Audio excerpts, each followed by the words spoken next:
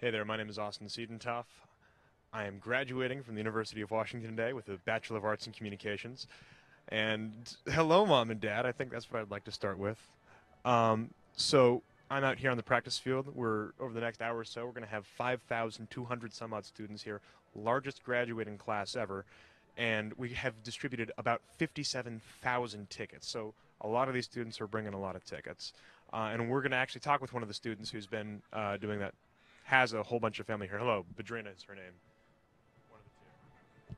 Basically, we've got two students coming, each brought a lot of family. Whoever calls me first will interview. Okay. And they can do a shout out.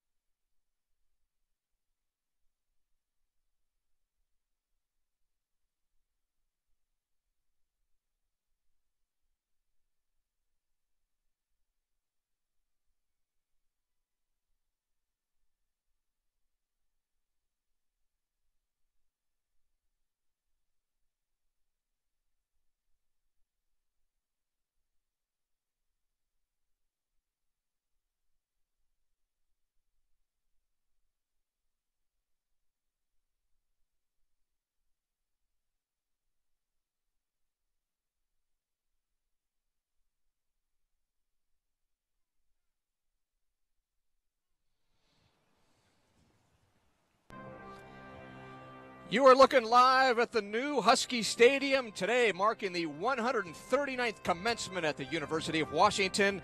Nearly 50,000 family members and friends will pack the place as 5,200 students plus will officially graduate and walk. So many proud parents today. It is time to celebrate. All that on the purple carpet.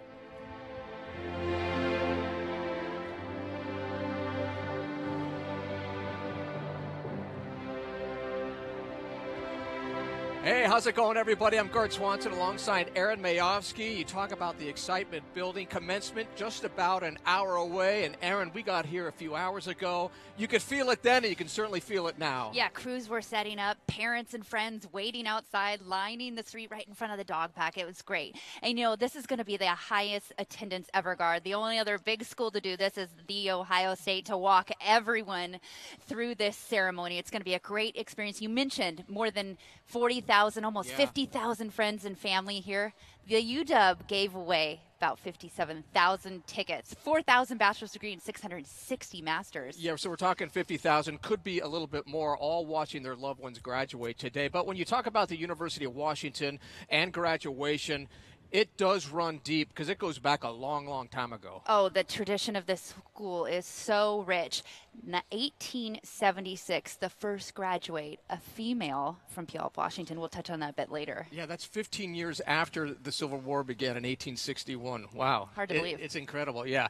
Hey, we're just getting warmed up here on the show on the purple carpet. We have a lot to talk about. We have the president, Michael Young, and we also have Provost Annamarie Cauce. She's going to talk a lot about what the university means to her and what has she done here at the school. And also Dubs the dog, the mascot here at the UW. He's getting an honorary degree. Wait until you see this. It's a whole lot of fun. And what's also cool, Gard, we've been talking about this and getting ready for this event. We have our very own third team member, Austin Siedentopf, and he is our grad cam. He is, and he's graduating, and he's walking, and he's going to, I guess you're getting your degree in communication, right, Austin? What do you have for us? Who's house? Go dog! We ready? You're on. Howdy, my name's Austin Siedentopf. I'm here on the field, ready to graduate in about an hour. I'm really excited, getting a Bachelor of Arts in Communications. Gosh, you guys excited? So there's going to be about 5,200 some of us coming in here today. Hopefully we'll be able to get ordered somehow. I mean, we all have college degrees, right? We have, I think, 57,000 tickets that have been given to audience members. And I have my family coming, but we have some students who have a lot more. And here I have Molly. Molly, nice to meet you. Nice to meet you. How many family members do you have coming here today? I have about 17 family members and friends coming today. So. And where are they coming from? I'm from Bellingham, so most of them are coming from Bellingham, but I have some in the Seattle area that made it up. So. And what are you graduating in? I'm graduating in psychology. Are you as excited as I am? Oh, yeah. Yeah? Definitely excited. Worth the wait. Very cool. Do you have anything you'd like to say to them? Any shout-outs you'd like to give? Yeah, I just wanted to say thank you guys so much. I love you. Thank you for your support. And go Dogs! Go Dogs! Yeah. I'd like to give a shout-out to my family. I have somewhere out there right now my dad, Dutch Siedentopf, my mom, Jean Buckner, my girlfriend, Emma, and watching at home, Patty and my grandmother, Miss Charlie Marshall. Love you very much. Gosh, well, let's just take a look at what we've got right now. Or actually, I think Aaron and Gard have something ready, so we're going to throw back to you. All right, thank you so much, Austin. I'm sure your parents are very proud of you and all your family members. I know I know you very well, and I know you've worked so hard to earn your degree in communications. So certainly a big day for Austin. Oh, yeah, and this is a big day for me, Gard. I graduated here some time ago in the late 90s, and we graduated at Heck Ed, and it was just so much smaller there. It was intimate. It was quaint. It was a great experience, and the feeling of community around this school. Right. I'm just proud to be a dog. A lot of people are proud today, including this man right here who joins us now, Ron Moore.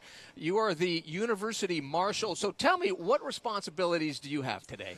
I have the pleasure of leading the President's Party to the stage and then serving as an MC I turn the mic over to the president after a while, and then I introduce the deans.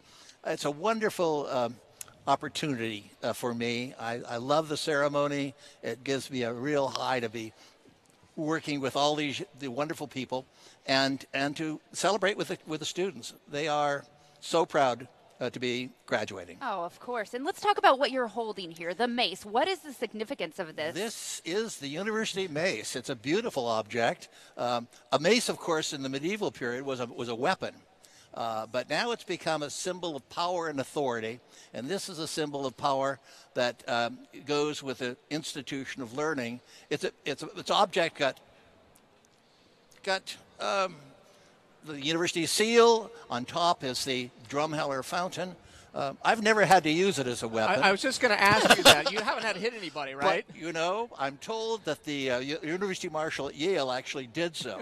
He had to grab a student who was those crazy Ivy Leaguers who took a microphone and wanted to make a political speech, and he got him with a mace. Now, I thought this was going to happen here because at the end of one of our ceremonies, a student came up and grabbed the microphone, and I thought, oh boy, here we go. But he turned to the audience and said, "Wendy, will you marry me?" Oh. And in the distance we heard, "Yes." Everybody applauded. So I didn't have to use the mace. Well, you've been here so long. Why don't you tell us a little bit about the philosophy that goes behind these ceremonies and why we need them in society, right? I think it's very important to have a ceremony where people stop and pause and reflect on these years they've had here. You know, we slip from one thing to another in this modern world. It's time to put that cell phone down and reflect on the years that you spent at the university and how it's changed you. We have a kind of a beginning, middle, and an end here. Those columns that we see on the field are the same columns that we have at the freshman convocation. So we welcome our freshmen. I have the chance to give them their first words of welcome, and then we part with them with the same setting here with the columns that were the original columns of the university. And that symmetry and that sort of making one continuous statement is something I think the students and their parents really appreciate. And Ron, you've been doing this for a long time. I have. You've been doing it for 3 decades. I know you have plenty of stories, and you've met some fascinating people, especially the commencement speakers who have gone through here. We have. It's been a joy for me. I've had a chance to meet the Queen of England, the Dalai Lama, Desmond Tutu, our wonderful commencement speakers.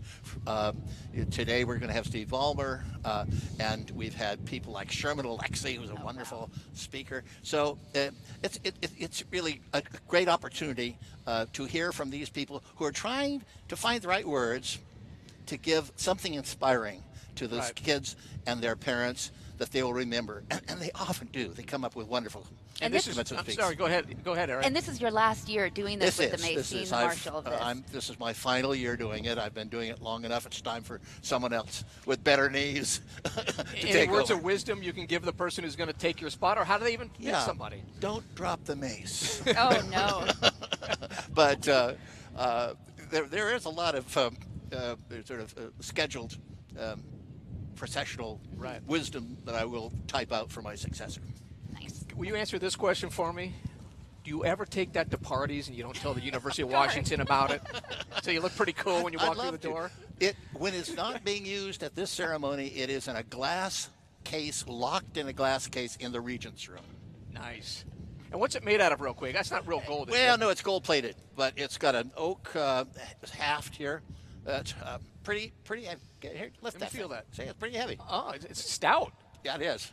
But it's a beautiful object, and I'm proud to carry it. All right. All right. Well, we're so happy you're here and could join us today. Thank you. It's an honor to be with you on your last commencement. Ron Moore, you've done a terrific job here at the University Thank of you so Washington. much. All right. Well, we are just less than an hour away from the start of the University of Washington 139th commencement ceremony here as the students retake Montlake. And we are going to hear from the university president, Michael Moore, a little bit later. Yeah. Well, Michael Young can't wait to get on here. Yeah. Michael Plus, Young, yes, sorry. When the graduates enter Husky Stadium, they will be led by a group with a long history. Just what is a Gonfalonier? We're going to find out. And we'll hear from more grads about to embark on a new part of their lives. How will they feel about graduating today? A beautiful day out here with a little bit of clouds. More from Husky Stadium and the purple carpet when we return.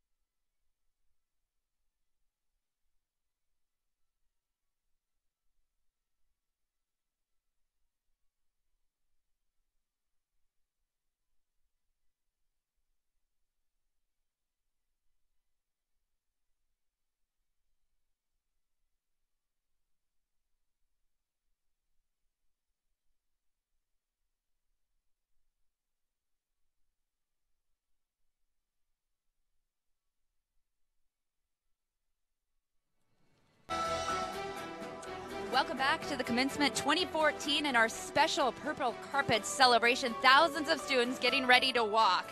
And here, Guard, at the University of Washington, they strive to educate their students to be responsible global citizens for future leaders. Yeah, they do such a great job here at the University of Washington. As we mentioned at the top of the show, the university passed out 57,000 tickets. We're expecting nearly 50,000 family members and friends to congratulate all the students here that will be graduating, because it is such a big moment, not only just for the students and the parents, but also just the fabric of the community here.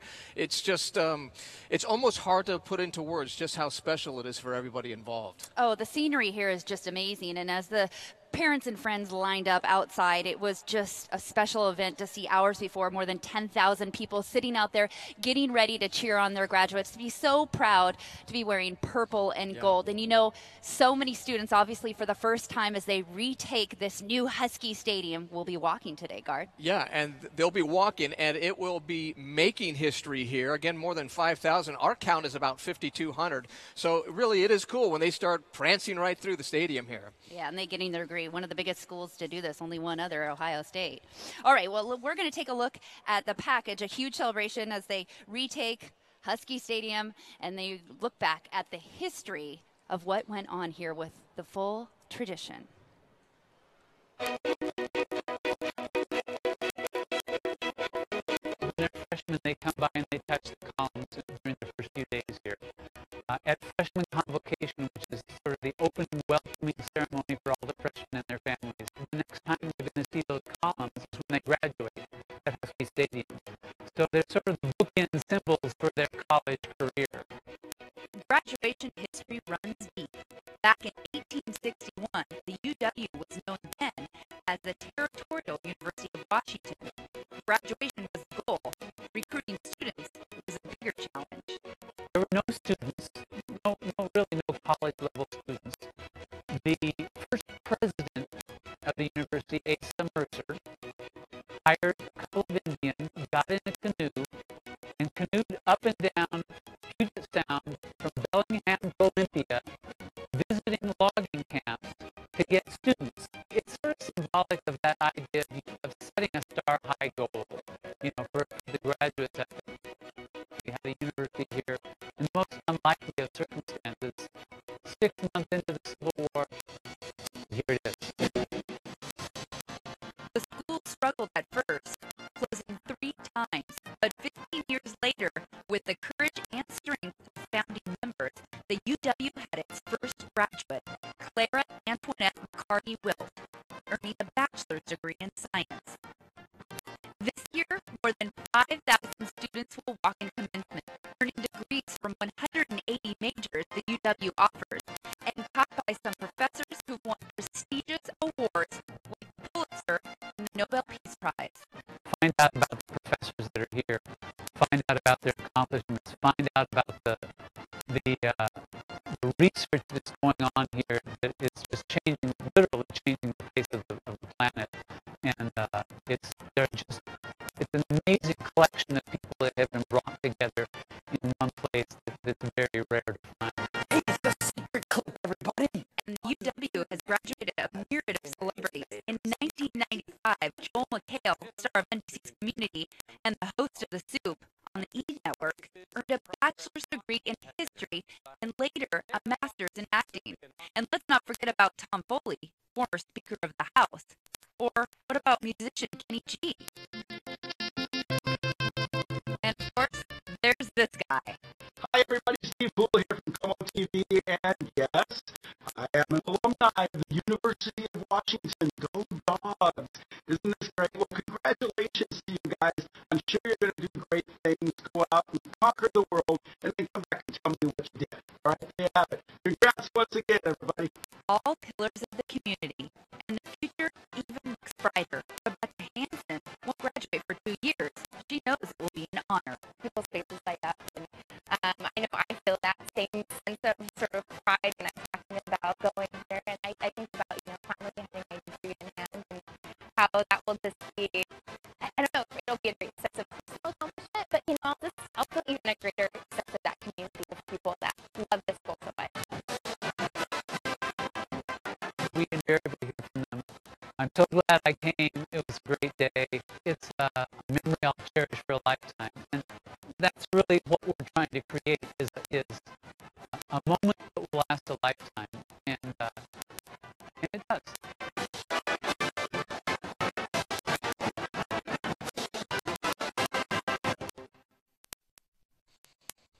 Wow, what a special day here. Steve Poole sending out some of his Husky love. And, you know, there's so many other UW graduates making splashes out there in the world. Former Governor Christine Gregoire, Dale Chihuly. Just a great day.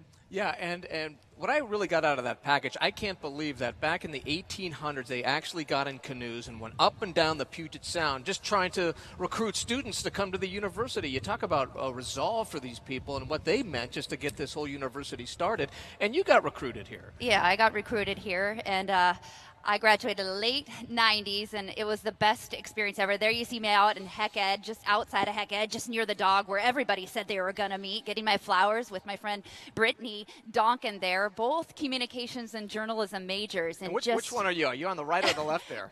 Yeah, I was on the left there, the shorter hair. Now I'm on the far right. You can see I was just so excited. My friend Heather Barrett there with her lay. She was from Hawaii and graduated here from the University of Washington. People from all walks of life came here, made so many friends, lasting a lifetime. And you know the best part about this place is I am from Seattle. I am a native. And my family is just far enough away from the UW. Just about 15 minutes, we can do laundry, right? Yeah, makes it easy, doesn't it? Yeah, it does. Still connected to mom. All right, Guard, let's welcome in our first Gonfalonier, and we're going to talk to you, Shanghae Purnell. And we are so happy that you are here today. You're graduated with a Bachelor's of Arts in English. Yes. And just tell me what an honor this is for you to be up here with all of us today and see this. It is such an honor. I was very surprised when I got the call, but I am so happy to be here, and it's so amazing to look out and see everyone down there. I'm really excited. Well, your family must be so proud of you. You're from Everett, Washington, and you're the first in your family to graduate. Yes. How does that feel? Exciting. I'm really happy for this opportunity to be here. I'm happy for the support of my family, so. We're proud of you. And I really have to ask you about the goosebumps on your leg. You're kind of cold right now, aren't you? Just a little bit. I was hoping for sunshine, but you take what you can get in Seattle. So. Yeah, you've been to Ghana, you've been to London, yes. You've studied abroad. That says a lot about a person who can actually do that, because that takes a lot of gumption to go away from your family. As Aaron mentioned, a first-time graduate in your family. Tell me about your abroad experiences. They are both definitely two of the highlights of my time here at the UW. When I came to London, it was the first time I'd ever been out of the country, and so I was kind of unprepared for just the culture shock of it, but I went with a great group and I had great faculty members, and same within Ghana, and so it was just an amazing opportunity, and I feel like I learned so much just from being surrounded by those different cultures. So, well, obviously your love for reading and writing has gotten you to this point. Talk about that. I grew up always loving to read, and I wouldn't read like highbrow literature or anything, but I would just be sitting on the couch at home reading just fantasy books mostly from the library. And so when I got to college and took my first English classes here, that's when I really realized that literature tells us a lot about society and about who's represented in society and what morals we have as a society. And it just blew me away with how important all of these things were. And plus, it's just fun for me. So I got to do the thing that I loved and also explore one of the most integral things, I think, of our society. So there's a huge ethnic cultural center here. What does that mean to you? And secondly, maybe some of the best highlights you've had here. What are your fondest memories? So the Ethnic Cultural Center, the ECC, is on West Campus. They recently remodeled it, but it served as my home away from home for a long time. The faculty there are amazing. The student groups that are there are amazing. It's really for anybody who just wants a safe space and to feel comfortable expressing themselves and their culture and finding their own little spot on campus among these like 50,000 students. So When I was there, I was in the Black Student Union and the Students for Diversity Coalition, as well as a couple of others. And yeah, it really helped me develop, I think, some leadership skills and to work with great, passionate people about issues of social justice and cultural expression that they were really passionate about. So it's just been a great opportunity. And you're not finished yet with your education, right? You're thinking about getting a PhD. I am eventually, probably in a couple of years. I plan on taking a year off and then hopefully another year to do City Year. But eventually I do want to go and pursue a PhD in English and teach at the college level.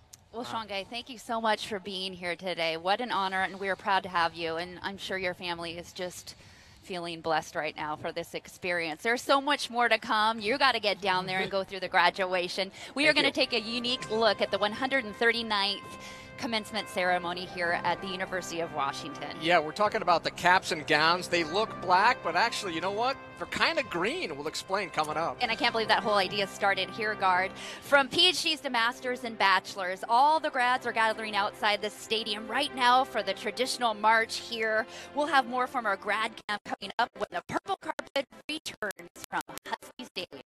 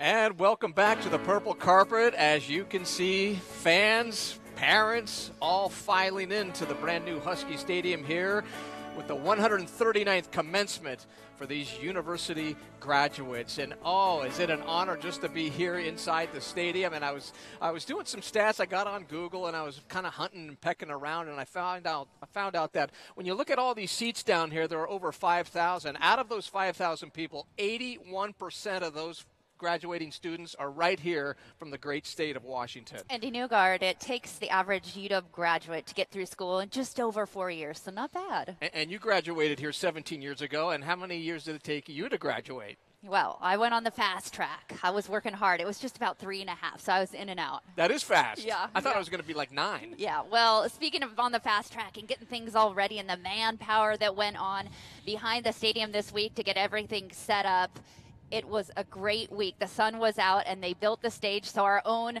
Austin Siedentoff, the third member of our crew, could bring us the grad cam live from down there. Look at this shot, Austin. It's great. Howdy, guys. I'm here with Kamaluddin, a graduate of the School of Public Health. Assalamu alaikum rahmatullah. I'm here to represent the Cham Student Association. And how many family members do you have here today? So we have a lot of family members. So my mom, my dad, my aunts, my uncles, my little cousins, and the whole Chom community. I think I said that already.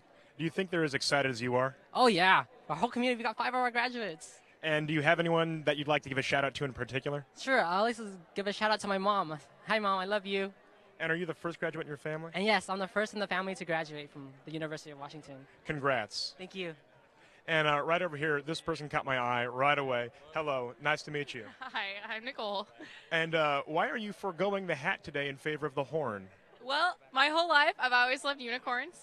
Fun fact, my name actually fits inside the word unicorn, unicolorn. Unicolorn. And what's the decision behind wanting to wear this? I mean, I heard, were you in a hurry today? You've still got your hat. You know, I was in a rush. I didn't have time to decorate my cap. I just saw this. I grabbed it. It was meant to be. And why did you choose the University of Washington? Well, it's my hometown, and I love the Northwest. Yeah, so this is just a natural choice for you. You know, I'm from Bellevue too, so it's kind of cool having my parents right across the water. Did you like that? Oh yeah. It's great to be able to visit home all the time and see them. Very cool. And gosh, is there anything you'd like to say to your family that's here today? Thank you for all their support. I love you, fam. And it almost looks like, is this a? Can you turn this into a stole? Can you show us? Maybe. So make it like a stole. Yeah. Very official. All right. Thanks for talking with me, Nicole. Thank you. Back to you guys. All right, thank you so much, Austin. You know, that thing on top of her head almost looked like a mace that we just saw from Ron Moore, didn't it? Well, she didn't take it from him. He's got a tight lock on that. Okay, Yeah. Let's switch gears and interview our next Gonfalonier. That's Ken Oglesby. So glad you're with us today. Now, you're graduating with a Master's of Arts in International Studies, and you're representing. How does it feel to be chosen for this honor to be a Gonfalonier?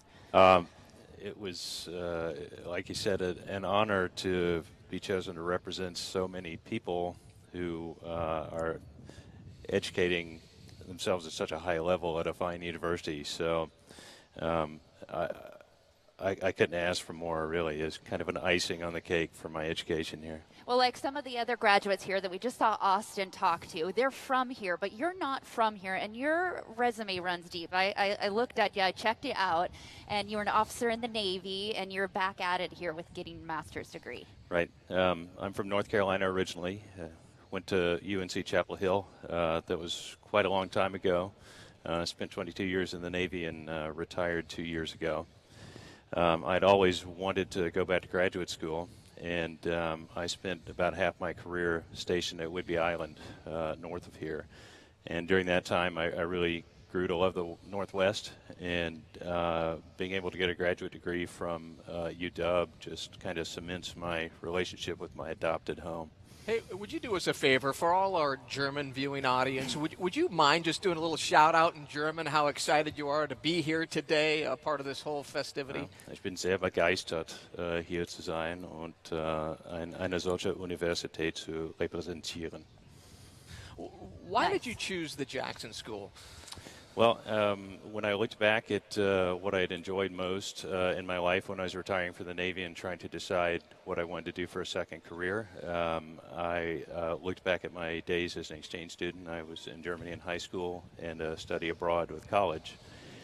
And I traveled quite a bit with the Navy, obviously, and I really enjoyed being overseas and meeting people from different countries and enjoying the international environment. And so I decided to study international studies to point myself in that direction for an international career. And how has the University of Washington changed your life and is going to change your life in this next career path?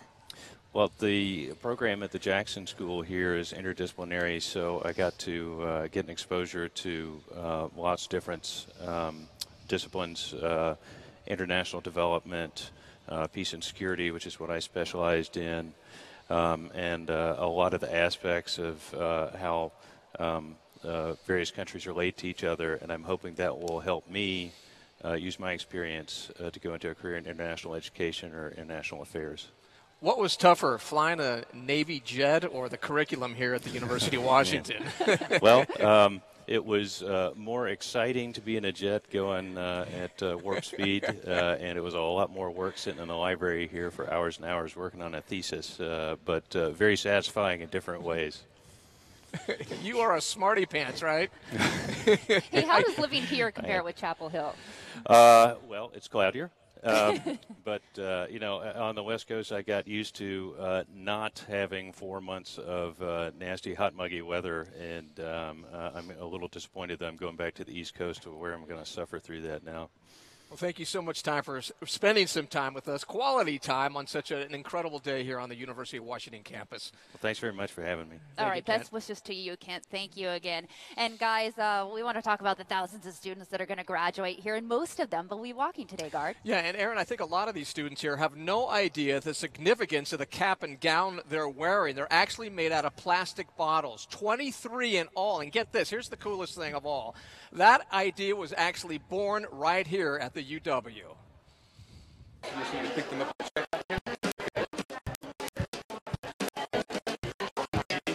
It's pure excitement.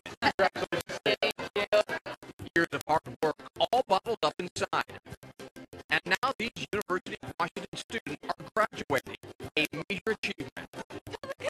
Biology, anthropology. Today, they're picking up cap and gown, sizes for everyone. What's unique about these garments? They're sustainable, meaning they're made from 100% recycled material and can be recycled over and over again. In this case, plastic bottles. On average, 23 plastic bottles will go into the construction of one gown. To date, Oak Hall has diverted 47 million plastic bottles from landfills. UW and Seattle in particular is such a sustainable hub in the United States. We're, the most progressive liberal university out there, so it's very cool that our gowns and caps go along with that theme. The company Oak Hall Cap and Gown out of Virginia supplies 1,800 universities and 7,000 high schools nationwide every year with their graduation attire. 7 years ago, they jumped on the recycling bandwagon, creating their Green Weaver line, and now they're leading the way when it comes to sustainable caps and gowns. They take a plastic bottle and they start breaking it down. They break it down into bigger pieces. Those bigger pieces get refined into what we call chips. The chips get refined further and further down, and all the impurities are removed until you have a thread. And this thread is just like a polyester thread, and it can be woven, spun, and eventually made into anything you want, including a gown.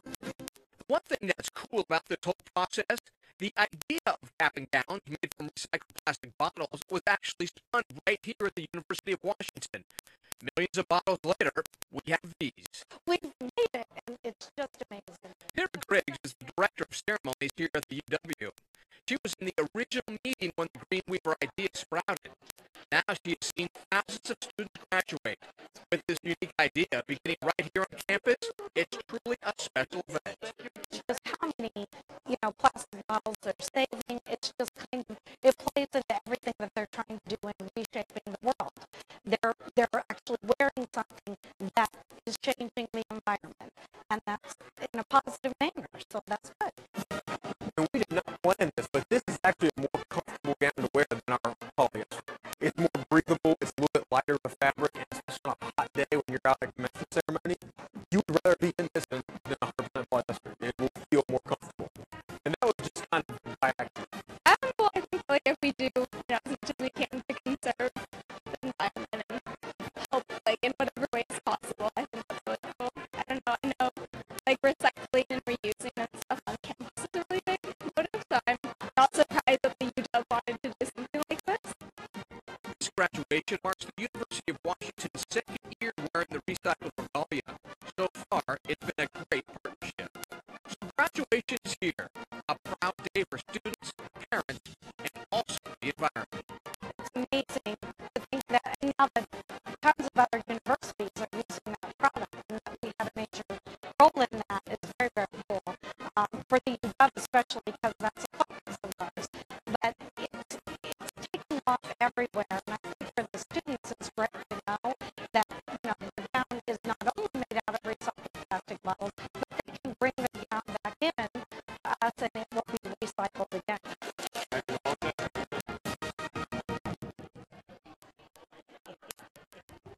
Yeah, and when you do decide to recycle your cap and gown, you can do it right at the bookstore. And then Oak Hall, what they do is they grab all those gowns and they chew them back up and they make them into new products, maybe new gowns or maybe something else. And don't forget, if you're going to keep yours, don't put it in the dryer or iron it, grads. No, absolutely not, because they'll shrink down.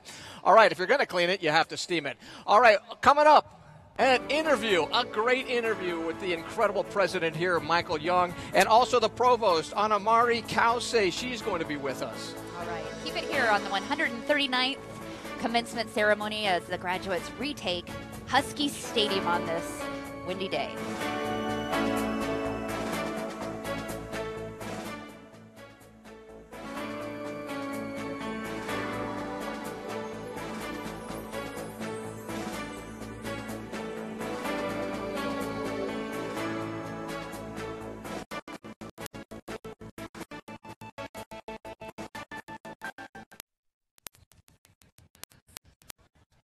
Two minutes.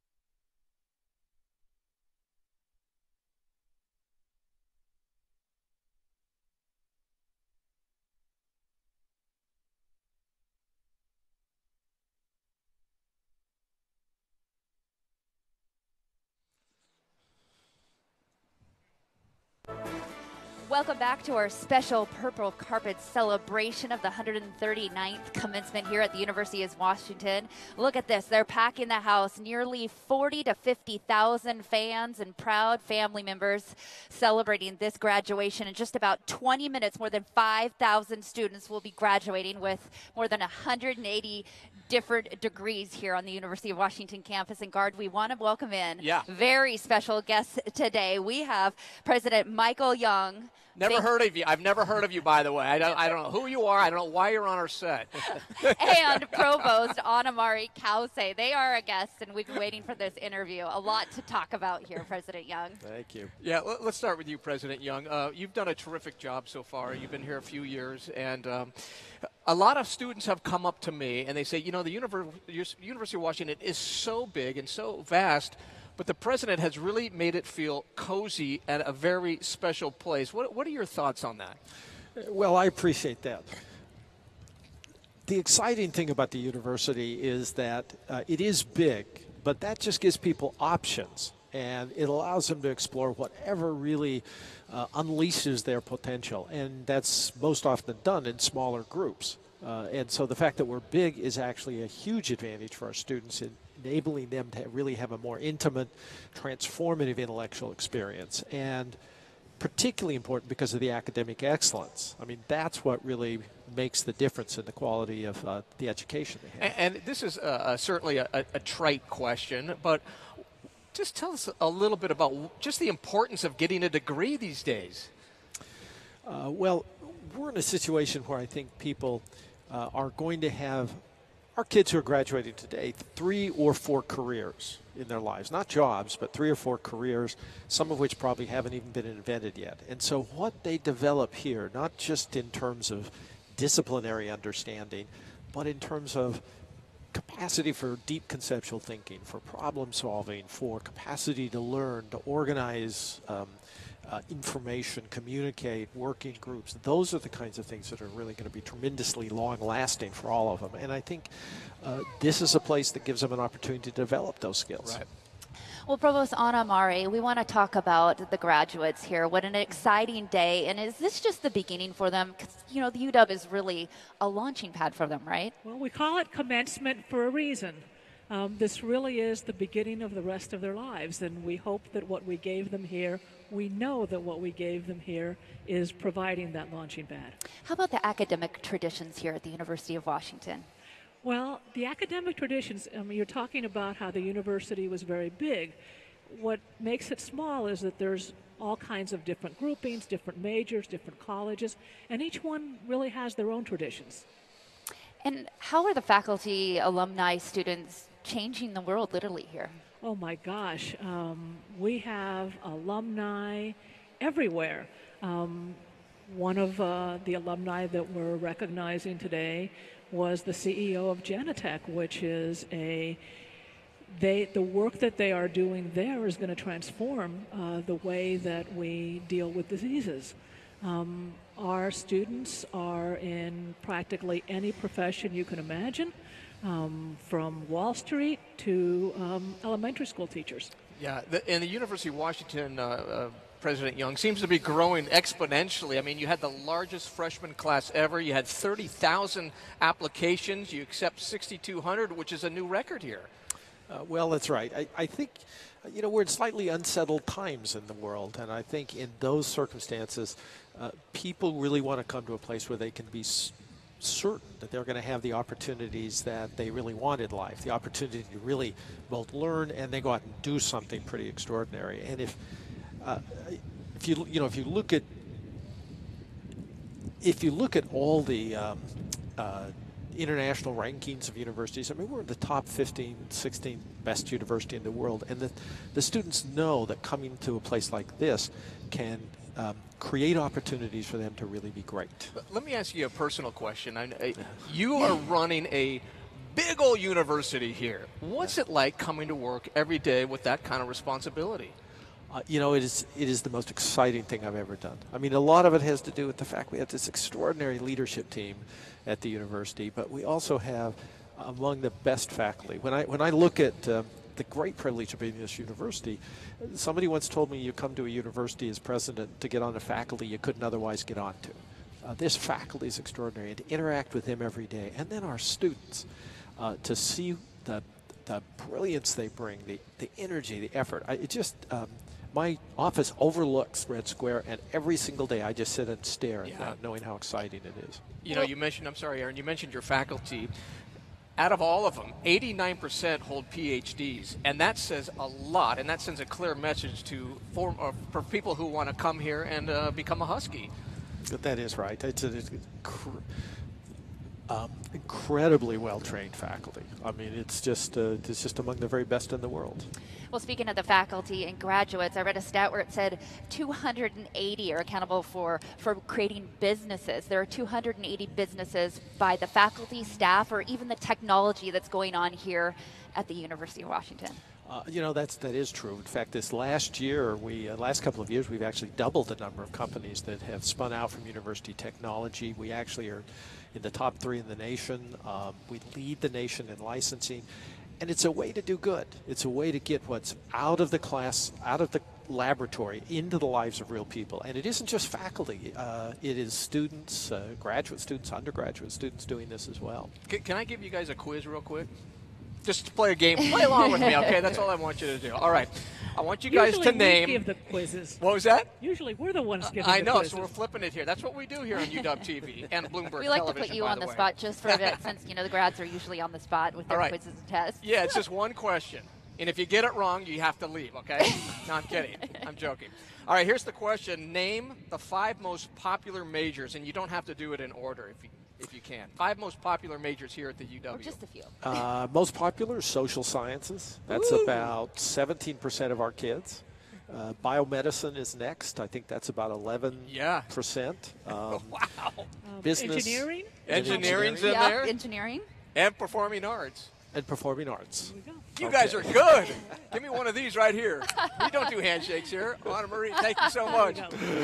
There you go. Thank you guys so much for being here and Thank part of this 139th graduation commencement ceremony. We are going to toss it back down to our grad cam and Austin Siedendorf, who's actually graduating and part of the UW TV team today. Yeah, Austin, you're getting a communications degree. Tell us about that and what else you have going on down there on the field. Well, I had my communications graduation on Thursday, and I actually just ran into a really good friend of mine from high school, Anya. Anya, hello. Hi.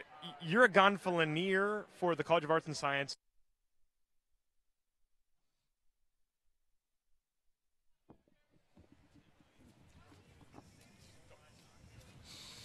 All right, it looks like we lost Austin down there and all the excitement, guard. Well, he's so excited. He doesn't even want. He just wants off the show right now. He just wants to get and start walking. Hey, when we come back, we have a great. It's a great dog. It's Dubs. He's getting an honorary degree. We're going to tell you all about that coming up right after this on UW TV. It's the Purple Carpet. Keep it here.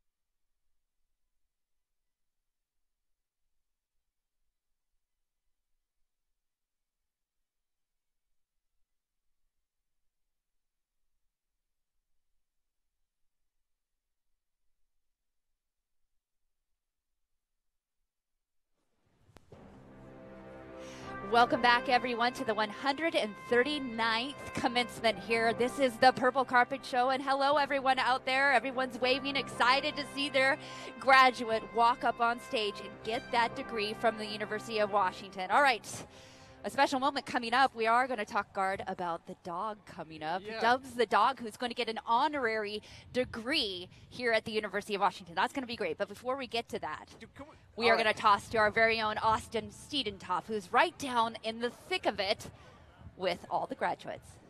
Hey there. So we lost our camera, but we're back. My friend Anya, back from high school. We didn't go to prom together, but we were in the same prom We group. were in the same prom group.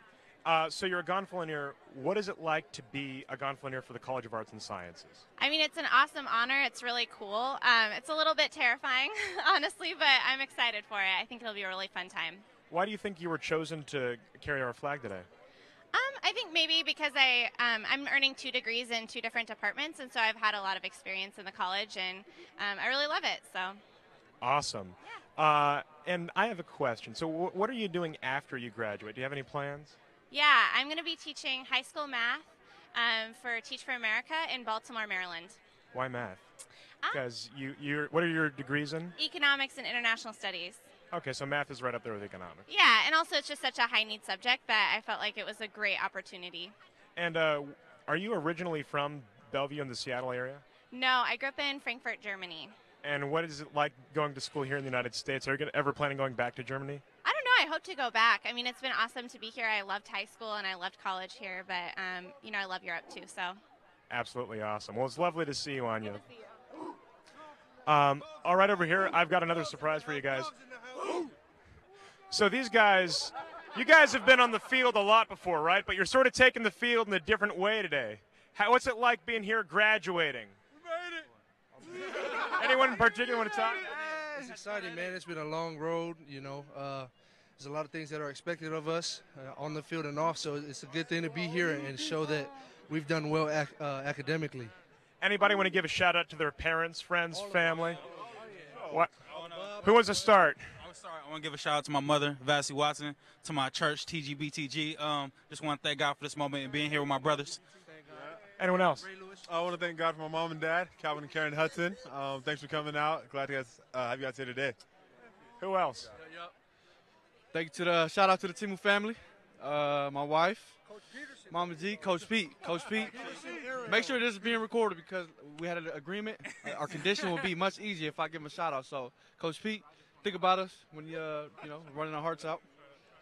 I want to give a shout out to my family, my mom and my dad, my brothers, Campbell family, Husky Nation, all my guys graduate with me, all the fans and all the graduates, and most importantly, God.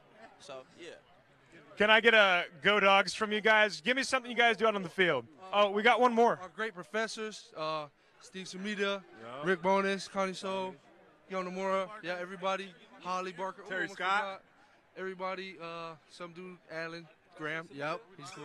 So it'd actually be a dream for me. Can I get in a huddle with you guys? Can we make a huddle right now? I'd love that. Right here, you can be the quarterback. We're gonna have a little So do I get on a knee? Okay, guys. So we're about to go out there. We're going to kick some ass. We're going to graduate. You guys ready to do this? You guys ready? Hand in. This is how you do it? You're going to show me?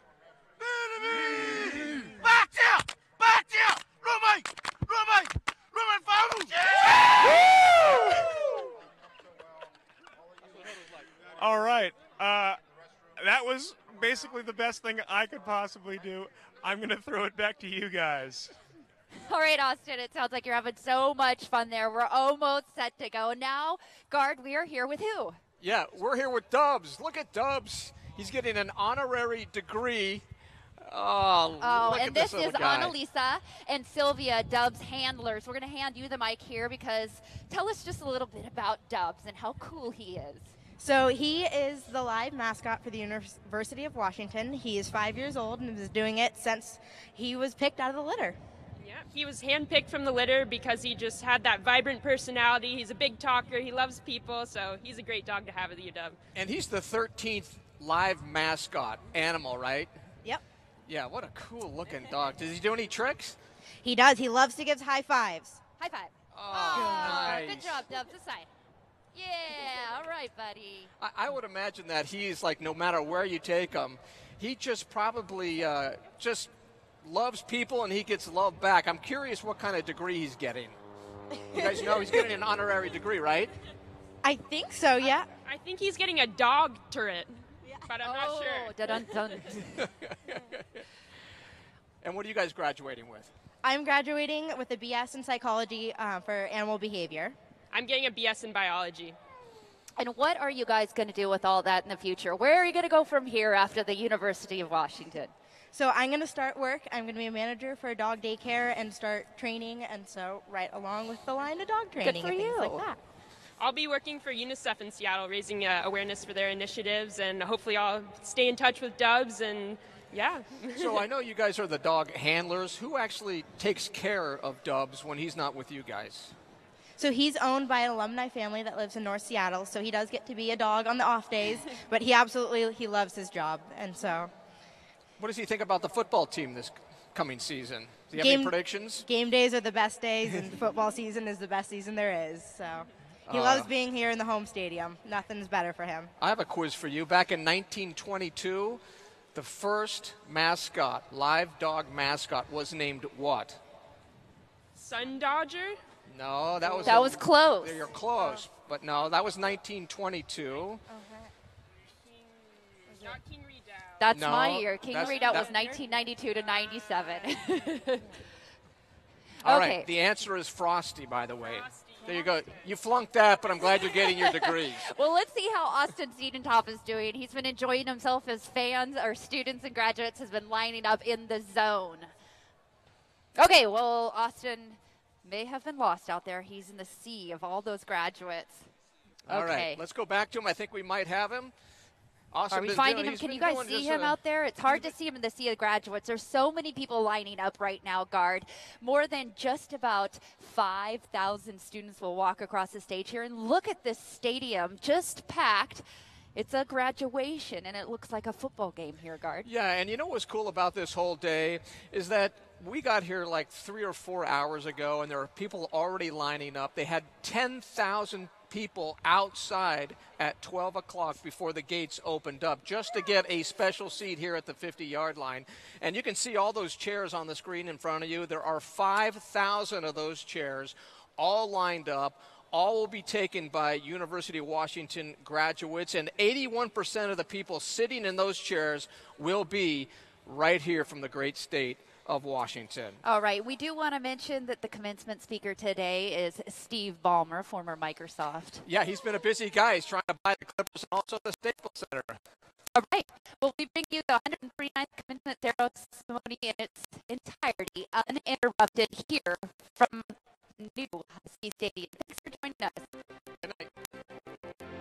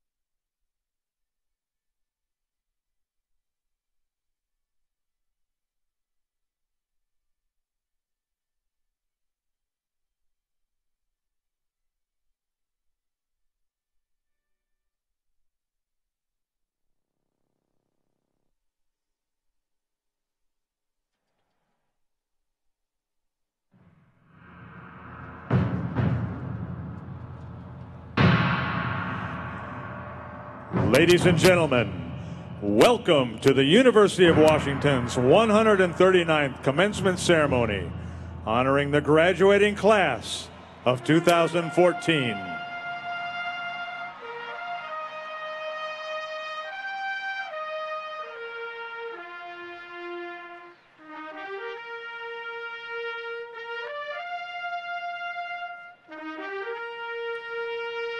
Please welcome the university faculty led by the commencement marshals and the winners of the 2014 Awards of Excellence.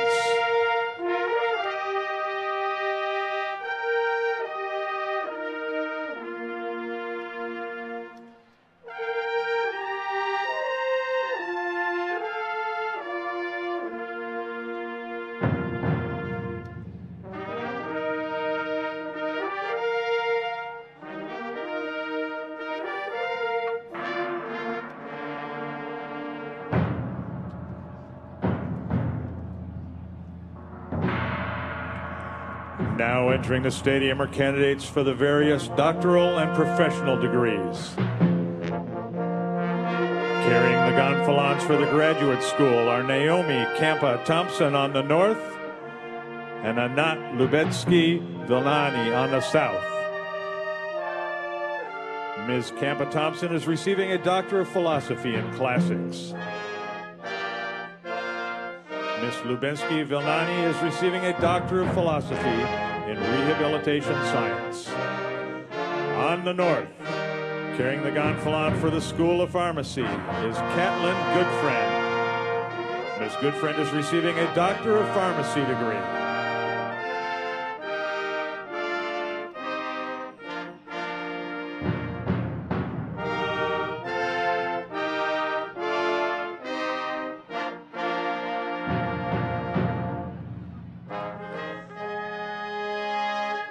South, carrying the gonfalon for the School of Law is Lance Peltier. Mr. Peltier is receiving a Juris Doctor degree.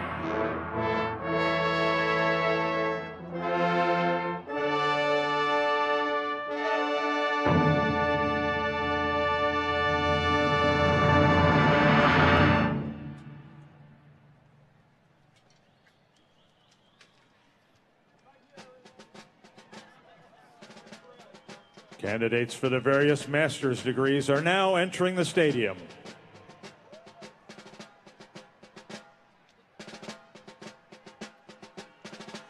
Carrying the gonfalons for the graduate school are Kent Stephen Oglesby on the north and Denise Gallegos Lavelle on the south. Mr. Oglesby is receiving a Master of Arts in International Studies. Ms. Gallegos Lavelle is receiving a Master of Social Work.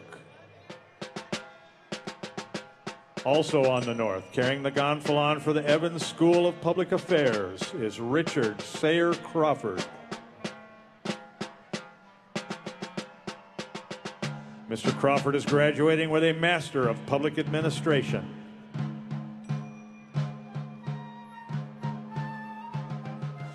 Also on the south, carrying the gonfalon for the School of Dentistry are gonfaloniers Jane Catherine Stieber and Wallah Al-Alawi. Ms. Stieber is receiving a Master of Science in Dentistry and a Master of Public Health. Ms. Al-Alawi is graduating with a Master of Science in Oral Biology.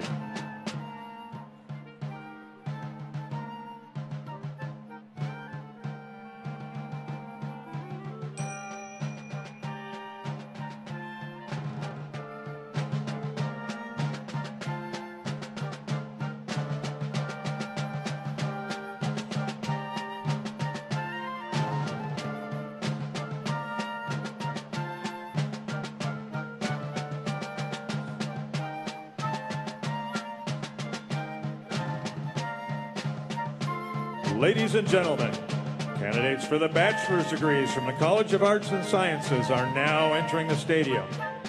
Bachelor of Arts, Bachelor of Design, Bachelor of Fine Arts, and Bachelor of Music candidates are on the north. Bachelor of Science candidates are on the south.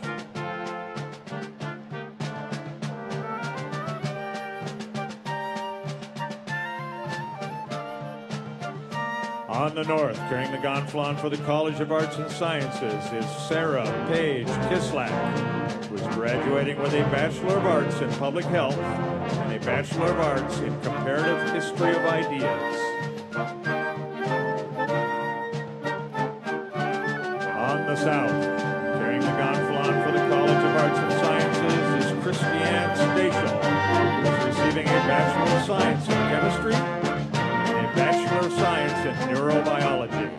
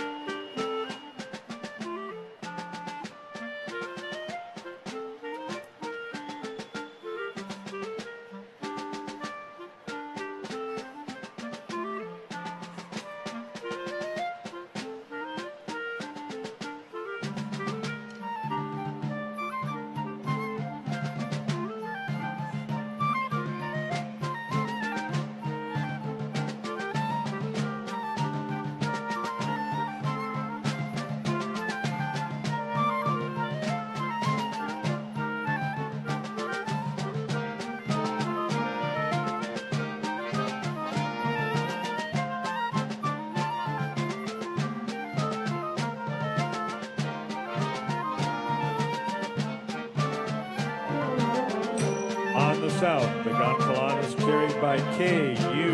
Yan Chai, who is receiving a Bachelor of Science in Psychology.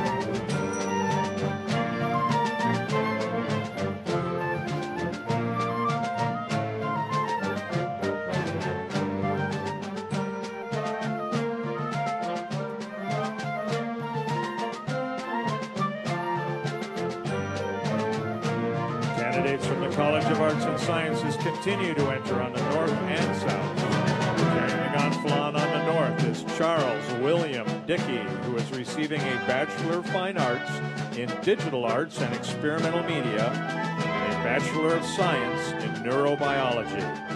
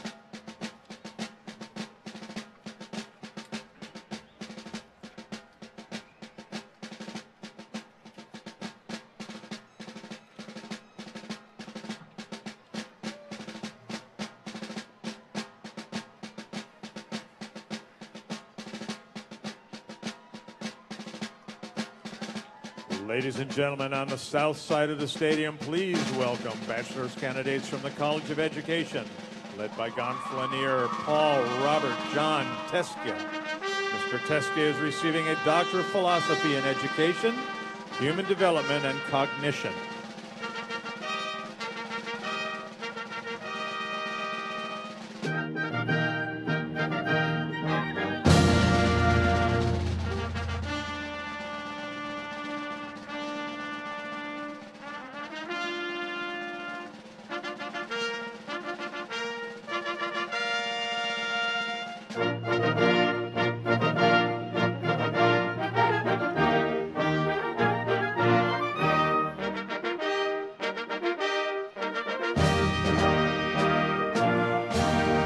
Ladies and gentlemen, entering on the south side of the stadium, please welcome the bachelor's candidates from the College of Engineering, led by gonfaloniers Hunter Bennett and Rainey Dean Nelson. Mr. Bennett is receiving a Bachelor of Science in Bioengineering. Ms. Nelson is graduating with a Bachelor of Science in Chemical Engineering, Nanoscience, and Molecular Engineering.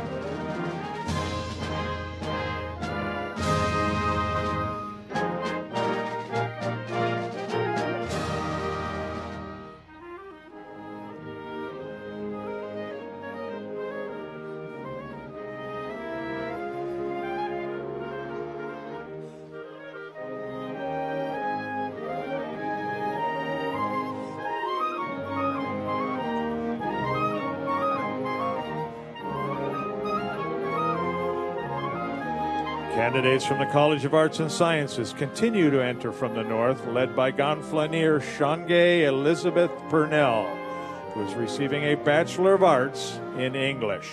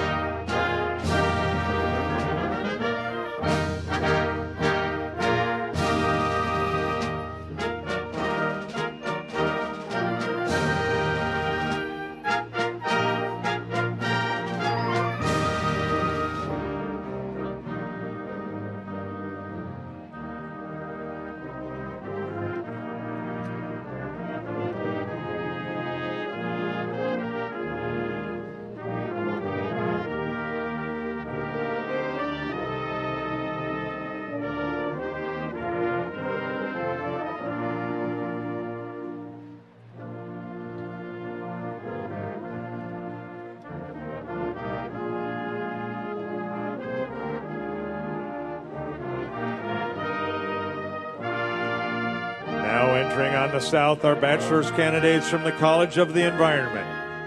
Carrying the gonfalon is Heather Dawn Burvid, who is receiving a Bachelor of Science in Earth and Space Sciences and English.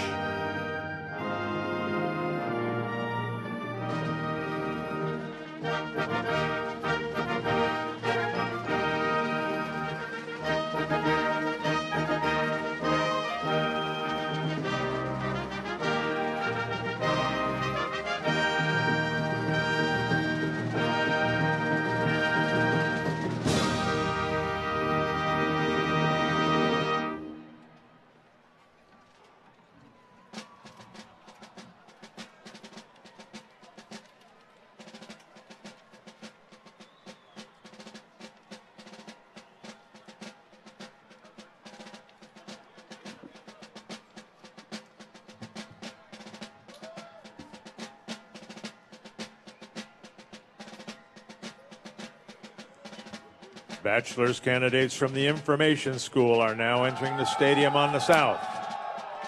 The Information School gonfalon is carried by Kendall Morgan, who is graduating with a Bachelor of Science in Informatics, Human-Computer Interaction.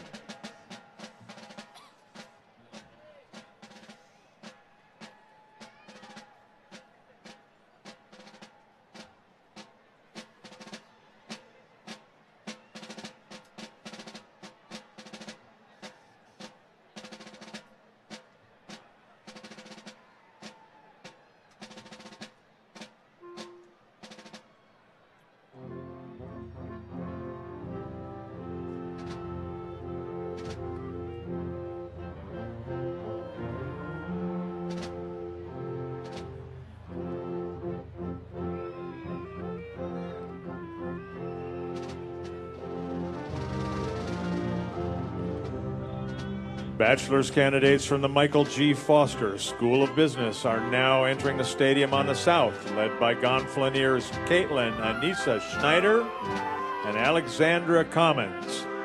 Ms. Schneider is graduating with a Bachelor of Arts in Business Administration, Entrepreneurship. Ms. Commons is receiving a Bachelor of Arts in Business Administration, Information Systems.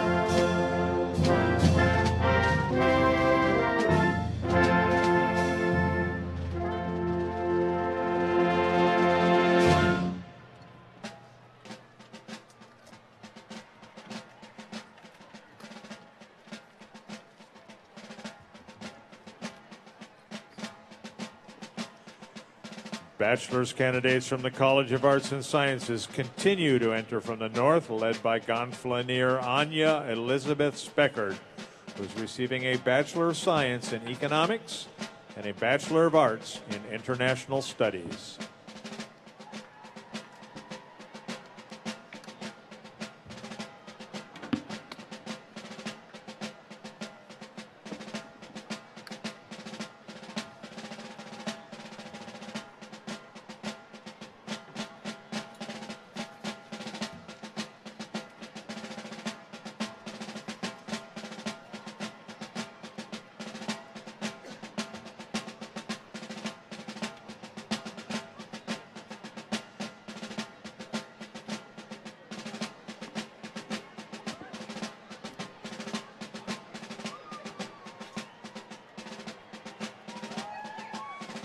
Bachelor's candidates from the School of Nursing and the School of Medicine are now entering the stadium on the south. The School of Nursing is led by Gonfalonier Adriana Bernal, who is receiving a Bachelor of Science in Nursing. Carrying the gonfalon for the School of Medicine are Christopher Ryan Verde and Anthony C. Jordan. They are both graduating with a degree of Bachelor of Clinical Health Services.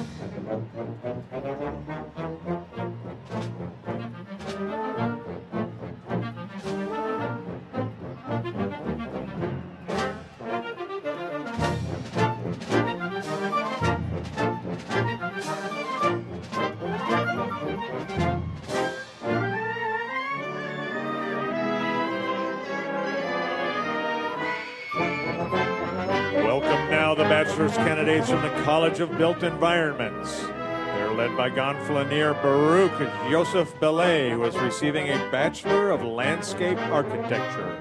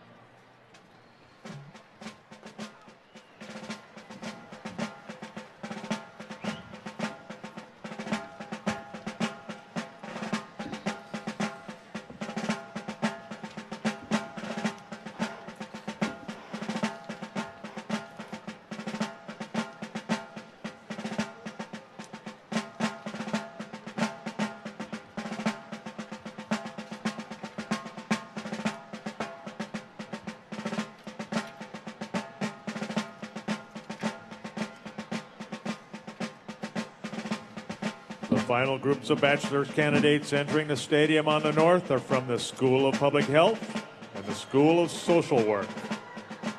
Carrying the gonfalon for the School of Public Health is Stephen Wabeti Henge, who is receiving a Bachelor of Science in Public Health.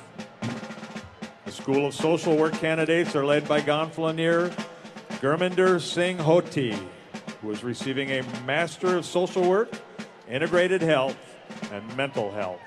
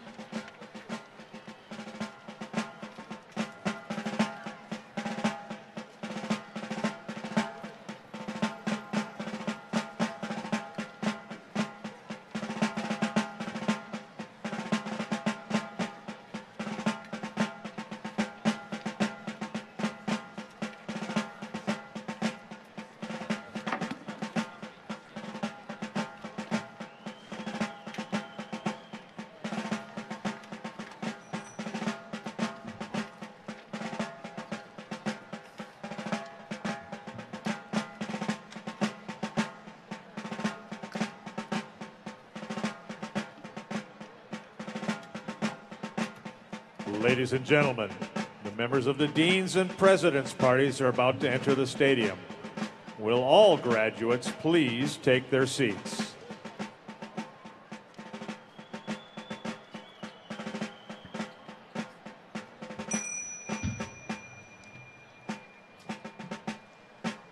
And now, please turn your attention to the south end of the stadium and welcome the procession of deans of the university's 16 schools and colleges.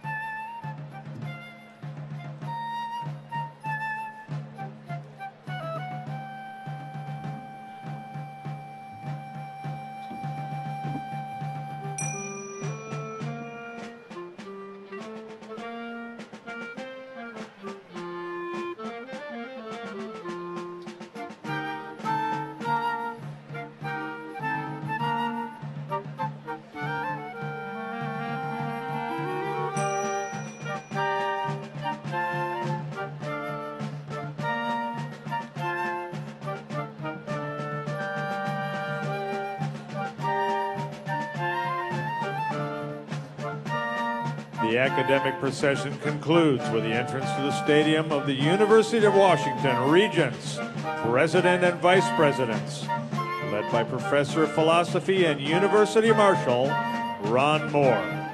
Will all graduates please remain in your seats?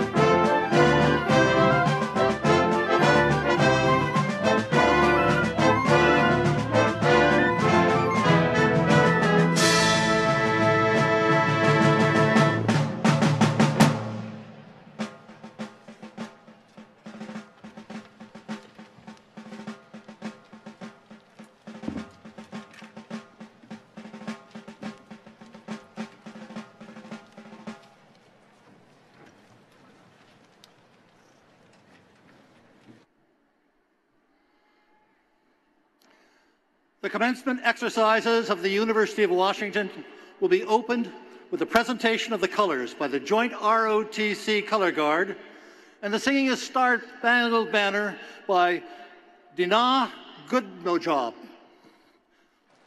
Ms. Goodmojob is graduating today with a Bachelor of Music in Vocal Performance. The audience will please rise.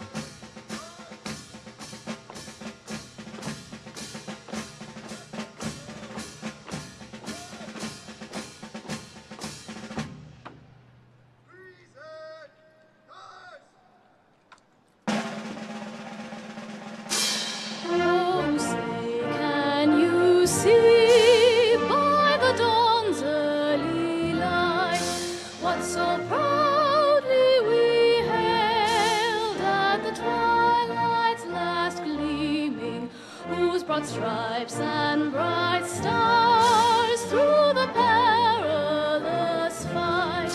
For the ramparts we watched were so gallantly streaming, and the rockets' red glare, the bombs bursting in air, gave proof through the night that our flag was still.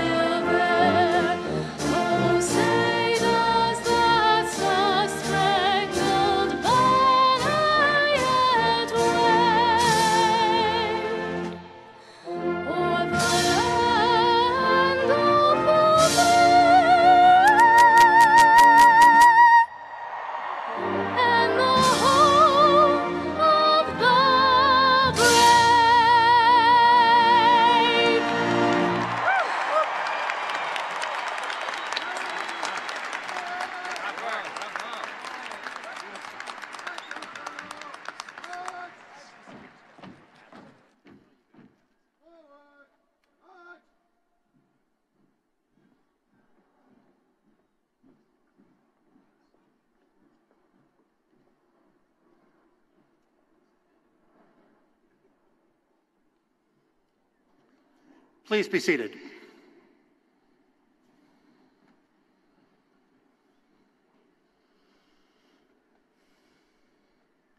It is now my pleasure to present to you the President of the University of Washington, Michael K. Young, who will preside over today's exercises.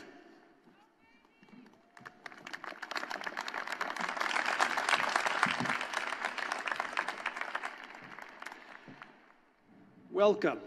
The 139th graduation ceremony at the University of Washington, and by far the best. Congratulations.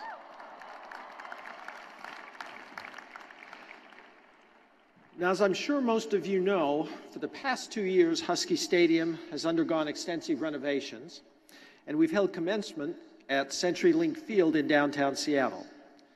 Now, the direct result of that, of course, was a first for the usual occupants, for which we believe we were directly responsible, and that was a Super Bowl victory for the Seattle Seahawks.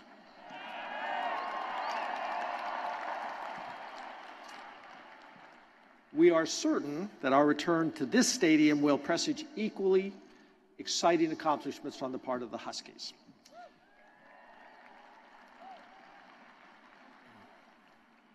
I thought I'd get football out of the way first.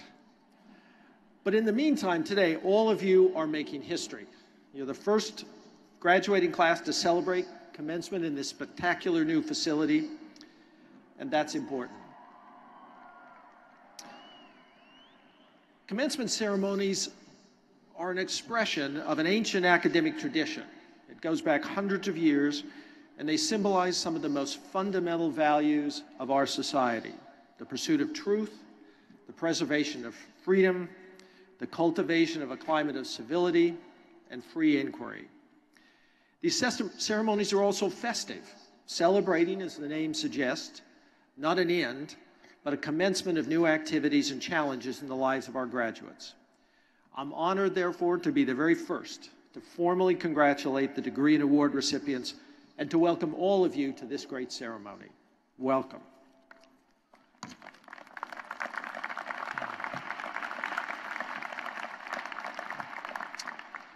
The splendid music you've been listening to during the processional, and which you'll be hearing more of later in the program, is being provided for us this afternoon by students from the School of Music's Wind Ensemble under the direction of Professor Timothy Saltzman.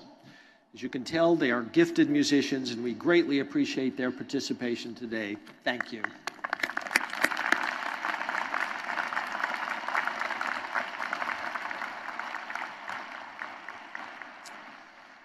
I'm now delighted to introduce our platform party.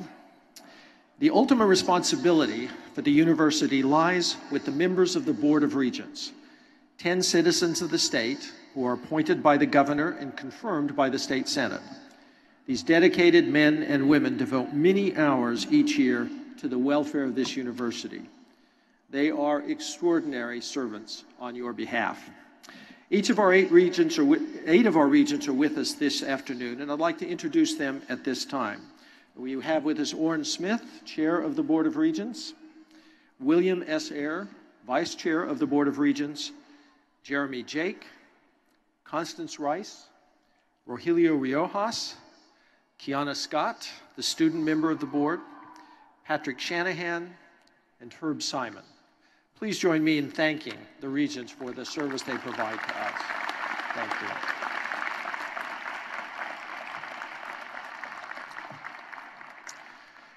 In addition to the Regents, we have seated on the platform this afternoon the Chief Academic and Administrative Officers of the university, the Vice Presidents, the Deans of the schools and colleges who will be introduced in due course, faculty members, professors emeriti, the elected student leadership, whom you will also meet a bit later, and other representatives from the various colleges, schools, departments of the university. We also have with us today the Chair of the Faculty Senate, Professor Jack Lee, who represents one of the greatest faculties on the planet, of whom I am very proud to be a part. I'm also pleased to introduce Mike Egan. Mike is the president of our Alumni Association, which has been keeping over 350,000 members of the Husky alumni family connected with each other and with the university for more than 125 years. I would also like to recognize the many members of the faculty serving today as commencement marshals. Their names are listed on page 7 of the commencement program. And then there's one very special recognition I'd like to make today too. Today is Professor of Philosophy Ron Moore's last official ceremony as our mace-carrying university marshal.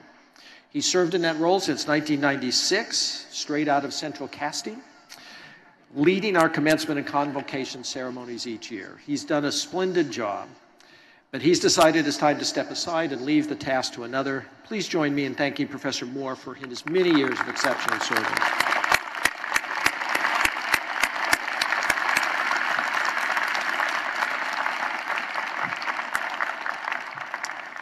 But finally, a group of people that deserve very special recognition today. Of great importance are the family members who have been so instrumental in helping each of our graduates achieve the tremendous distinction they'd be awarded today. I wonder if we could recognize them. Could we have all of the mothers, grandmothers, aunts, anyone feeling particularly maternal towards our graduates stand up?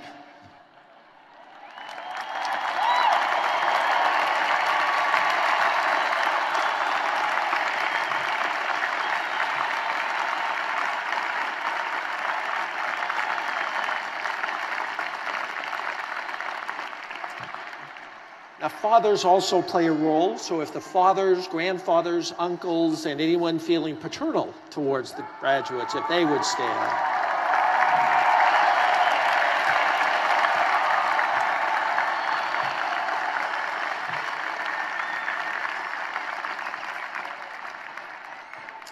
Thank you for getting all of these wonderful students to this point today. But I would like to say a few words to the graduates in opening. First of all, congratulations. You've worked hard for this day, and we are very, very proud of you. The process of getting an education is sometimes compared to a journey that we hope in everybody's case lasts a lifetime. But I want to introduce you to one of our graduates today who exemplifies that journey. Would Cadet Kiana Kimura please stand up? Where is Cadet Kimura? There she is over there. She brought her own cheerleading section, as you can tell.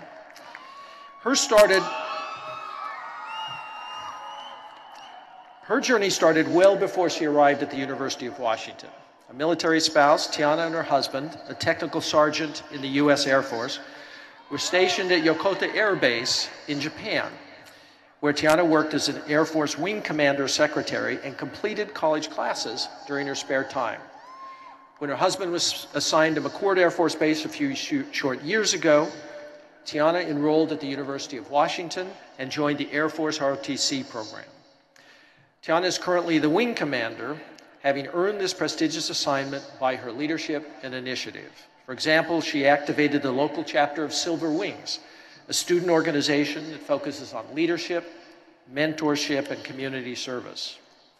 Today, she graduates with a Bachelor of Arts in Business and Administration and Finance, as a distinguished graduate of Air Force ROTC, and is the only Air Force ROTC cadet in the nation to be competitively selected to enter the medical administrator's career field this year following graduation.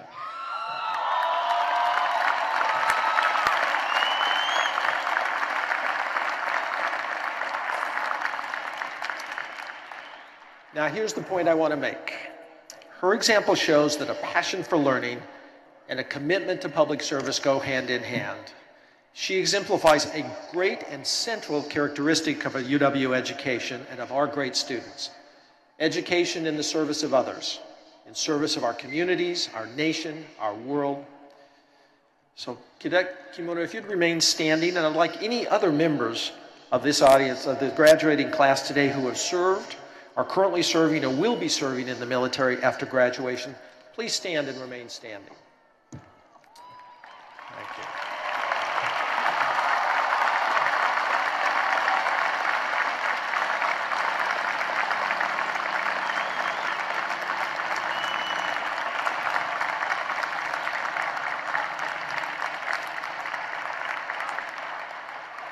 Now, don't sit down. I'd like our graduate, Carly Grant, to stand up too. Carly, where are you? Okay. For as long as she can remember, Carly always wanted to be a Husky. Today, she joins her grandmother, her mother, her father, all proud UW graduates, along with a brother who's currently enrolled here. She's graduating with a Bachelor of Arts in Social Welfare and a minor in Human Rights. Inspired by her Christian faith to personally dedicate her life to service, Carly has spent countless volunteer hours as a youth tutor, both here and abroad. Last summer, for example, she participated in a Palestinian summer encounter program in the West Bank and study abroad to Ireland and The Hague in the Netherlands. Meeting with members of the United Nations and observing court proceedings at the International Criminal Tribunal strengthened her commitment to service with a focus on international and transnational justice in developing countries where there has been conflict. As she graduates today, Carly will spend 2 years in the Peace Corps in Rwanda as a community organizer, helping to rebuild and establish stability in communities recovering from conflict.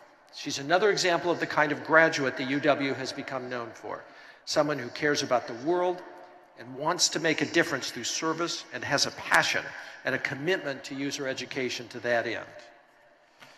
I'd also like any other individuals who are going to serve in the Peace Corps, AmeriCorps, VISTA, Teach for America, or other volunteer service organizations, please stand up and remain standing.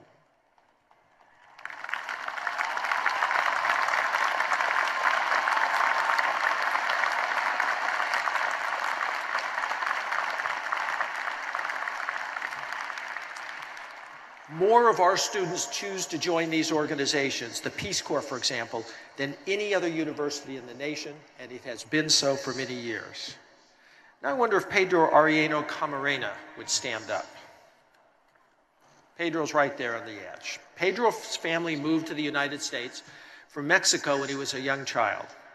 The language barrier made schoolwork very difficult, and he says as a high school junior, he was reading only at the 6th grade level.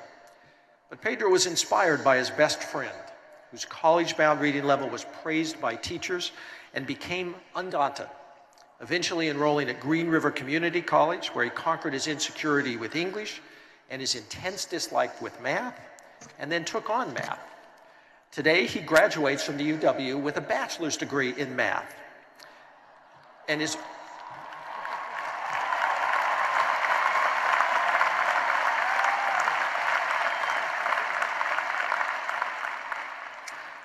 He's already enrolled in the UW Master in Teaching program to fulfill his dream of teaching math in underserved communities and supporting those who battle socioeconomic, linguistic, and cultural barriers. He's another example of the kind of graduate the UW has become known for, someone who's undaunted by any challenge, who confronts and overcomes them, and most importantly, cares about the world and wants to make a difference through service, and has a passion and a commitment to use his education to precisely that end. With those of you planning to enter the field of education and become teachers, please stand.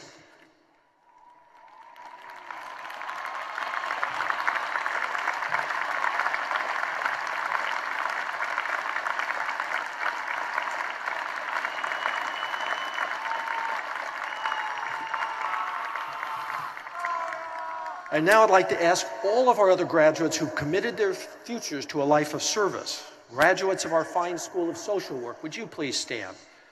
Our #1 ranked School of Nursing, please rise. Graduates of our programs in Public Health and Global Health.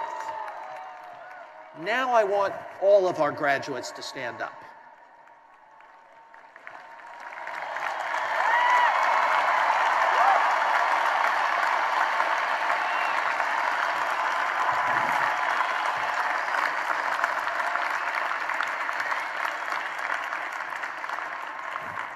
I single you out today to make a point, and this is important, so listen. You've all taken advantage of tremendous educational opportunities. You've accomplished something that very few people in the world actually accomplish. That now gives you a great opportunity, indeed an obligation, to use this great education on behalf of others, to serve, to make our world a better place for those who need your help and guidance, whether you're an engineer, a business executive, a politician, a teacher, a lawyer, whatever you studied here, we know that you, like hundreds of thousands of UW graduates before you, will use your education in service of others to improve the human condition at home, around the nation, and indeed around the globe. We are so proud of you and proud to commit the future of the world to your hands. Please be seated.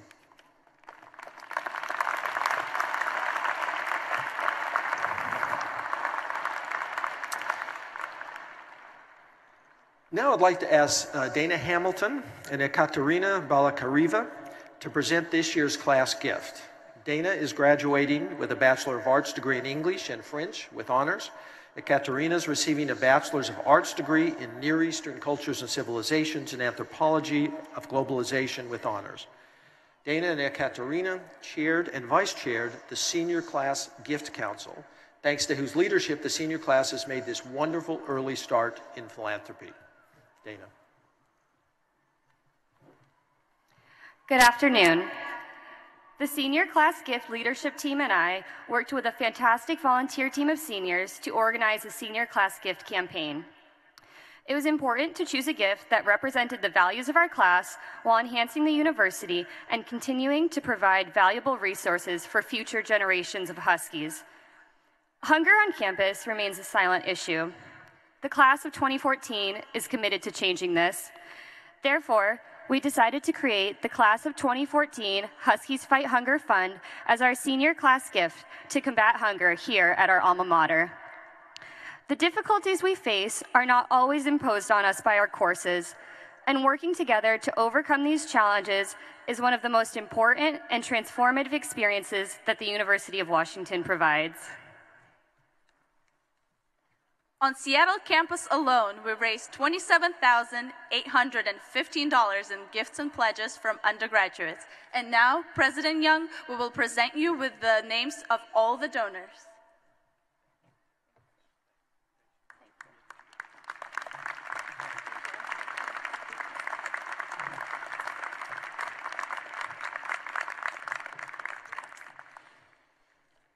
Thank you. On behalf of a very grateful university and future generations of students, we are so appreciative of this great and generous gift from the class of 2014.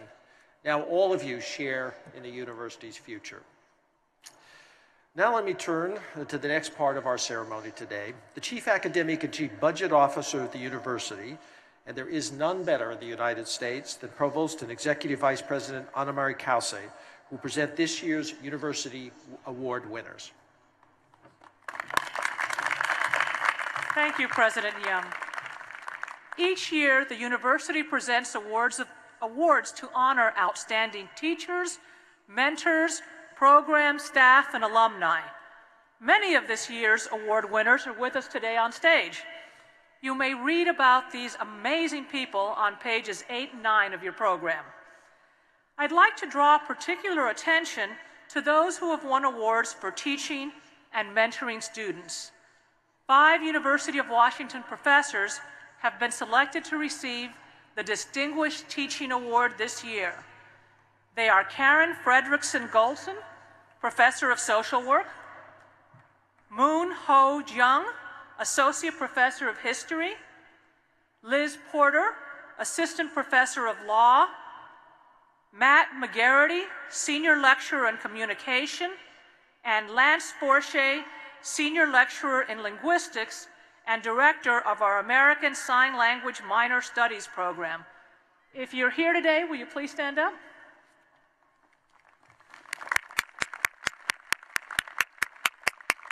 Thank you so much for the outstanding work that you do with our students. 2 professors are winners of specialized teaching awards. The recipient of the Marcia L. Landault Distinguished Graduate Mentor Award is Gaetano Borriello, Professor of Computer Science and Engineering. And the recipient of the S. Sterling Monroe Public Service Teaching Award is Thomas J. Halverson, Senior Lecturer in Education. Are either one of you here today? All right, thank you very much, Thomas. And then we have 2 graduate students with teaching responsibilities that have won the Excellence in Teaching Award. They're Miles Coleman, Teaching Assistant in Communication, and Jennifer Lemeshour, Teaching Assistant in English. Please stand.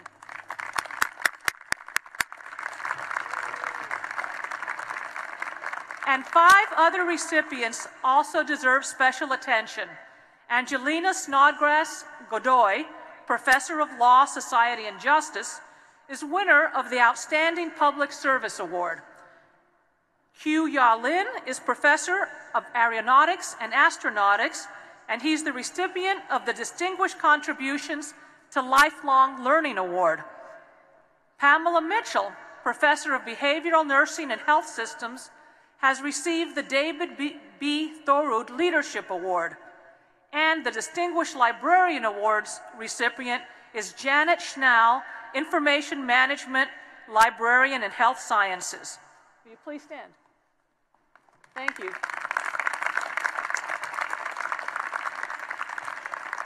Professor of Physics Lillian McDermott has received this year's University Faculty Lecture Award. Professor Emeritus of History John Bridgman is the winner of this year's Alumni Association Distinguished Awards. Okay, they're not here with us today, but let's congratulate them. And now let's just have a round of applause for all of our winners, both for their extraordinary achievements and for their many contributions to this university. Thank you all.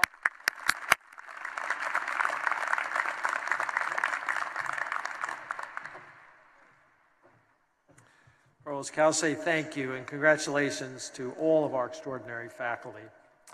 Since 1932, the university, in recognition of extraordinary academic achievement, has presented a medal to the graduating senior with the most distinguished academic record at the university. One medal is awarded to a student who has completed at least 3/4 of his or her degree requirements at the university, and one is awarded to a student who has entered the university with at least 60 transfer credits from a Washington community college. The first recipient of this year's President's Medal is Emily Hope Nitzrieder. Emily, will you please come forward?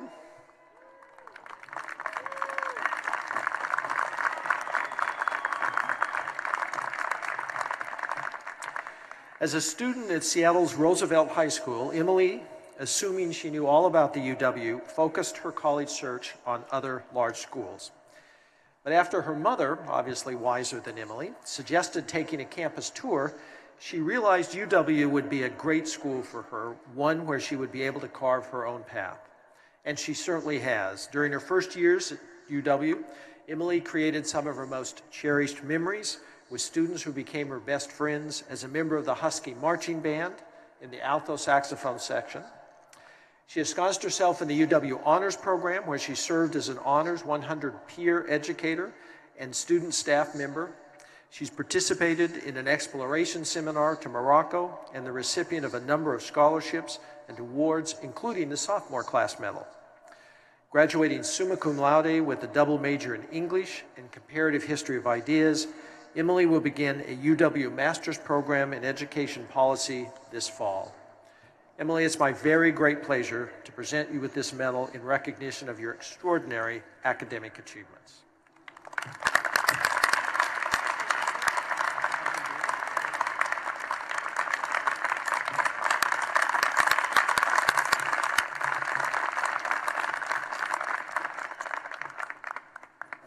The recipient of the President's Medal for the student who entered the university from Washington Community College is Melissa Caroline Johnson. Melissa, will you join me up here?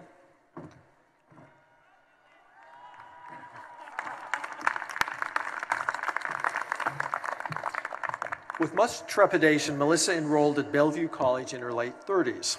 At the time, she had no idea that a university education was available to a mother and wife with a full-time job. And she never imagined she would attend a university of this caliber. But after a friend suggested she go to UW, she researched a bit, met with an advisor, and realized the University of Washington really did have a place for people just like her. And indeed it did. While working full-time as a certified real estate appraiser, Melissa graduated with high distinction from Bellevue College and recently graduated summa cum laude from the University of Washington with a triple major in communications, humanities, and sociology. Melissa describes her experience at the UW as truly transformative. She's now pursuing a master's degree in nonprofit leadership to work with children in education. Melissa, I am deeply honored to present you with this President's Medal in honor of your great academic accomplishments.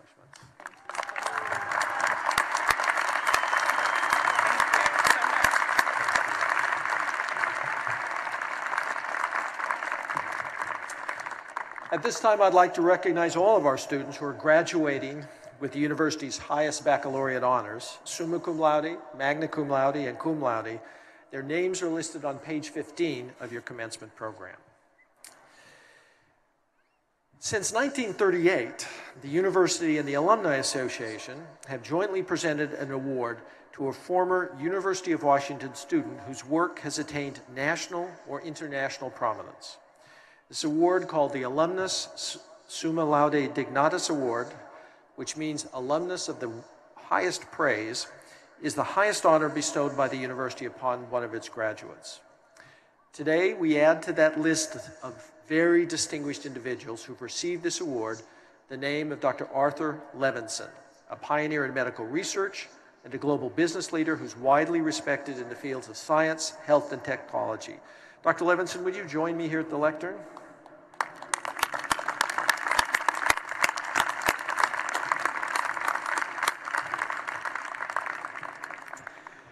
Millions of people fighting diseases like cancer are winning their battles thanks to the vision and determination of one unassuming but brilliant Husky.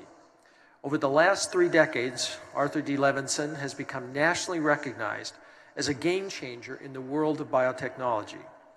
But few people know that he began his storied career in the biology labs at the University of Washington.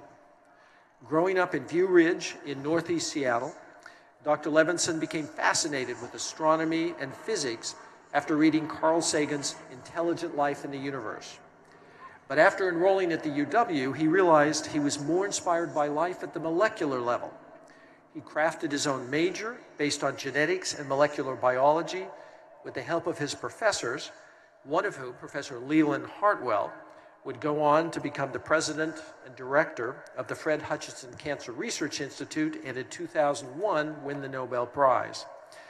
Working in a research lab, which at the time was nearly unheard of for an undergraduate, with Professor John Keller, he began to study the differences between normal and cancerous cells, setting the foundation for future achievements.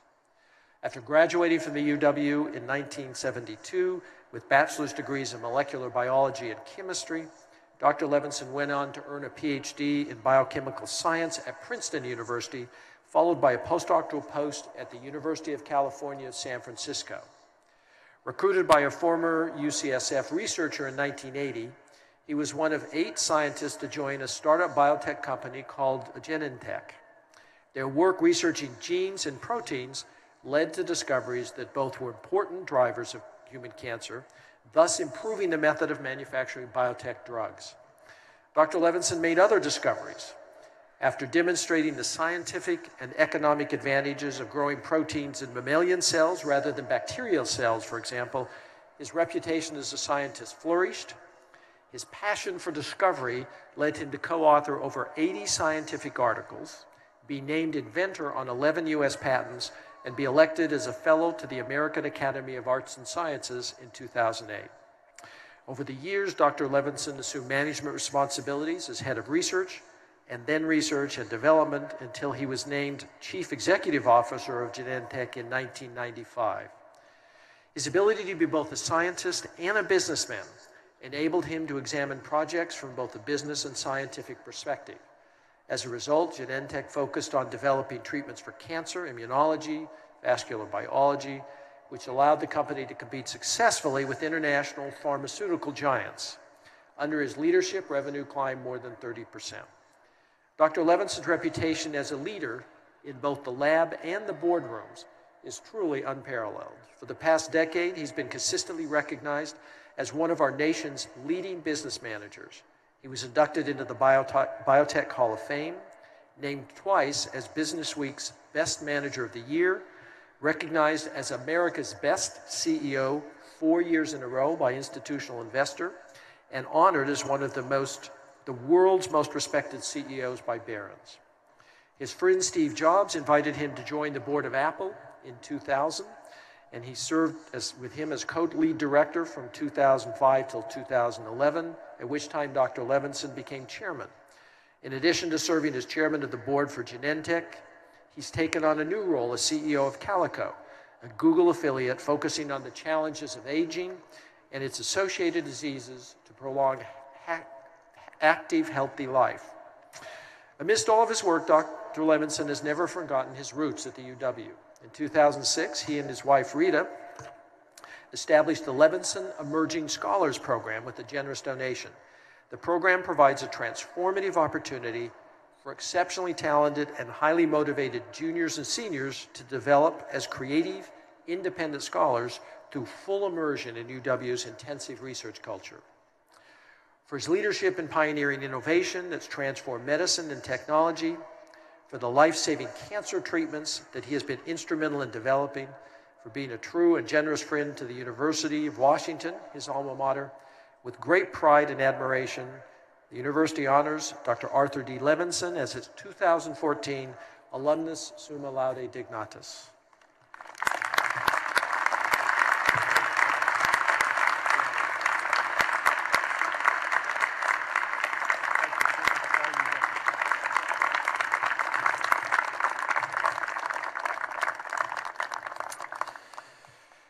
Student government is an important component of the governance of this institution, and its leadership is called on regularly to represent student views on a wide range of issues within the university. I'm pleased to introduce to you now two of the best, President of the Associated Students of the University of Washington, Michael Kutz, and the President of the Graduate and Professional Student Senate, Chris Lizotte.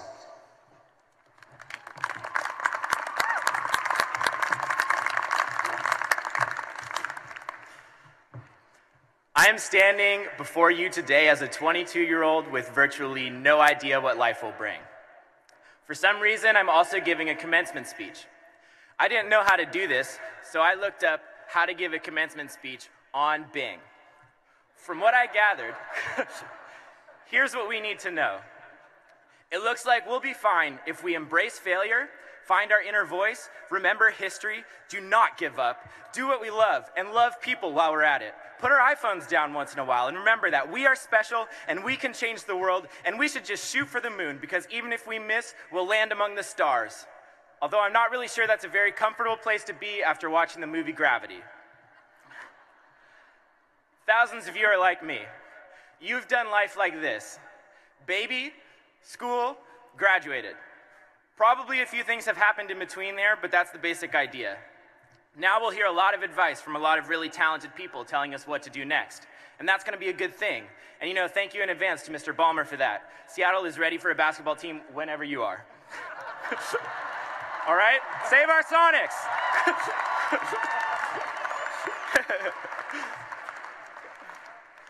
But sometimes it feels like this advice can take us in so many different directions that it's hard to know what ground we stand on. I genuinely hope that you found something here that lasts longer than a first job or a GPA on a resume. Personally, I'll always remember this is the place where I learned Jesus is my guide and savior, and I'd be lost without him. Listen, if there is one thing that is true of everyone that graduates from the University of Washington, it's that we're going to go on and make some pretty big mistakes. We might miss a pretty important opportunity by fearing failure, or give up on something that matters, or even fail to love someone. So my question is this: who will be there for you to guide you through it and remind you that you are awesome and valuable despite making those mistakes? I know many of you, and I know that you are resilient and determined people. I also know that you're graduating from the University of Washington, which means over the last couple of years, you have learned a lot of things the hard way, and you've got a piece of paper to prove it. I have no doubt that you'll continue to make it through the hard moments, and I sincerely congratulate you for this amazing accomplishment. Thank you.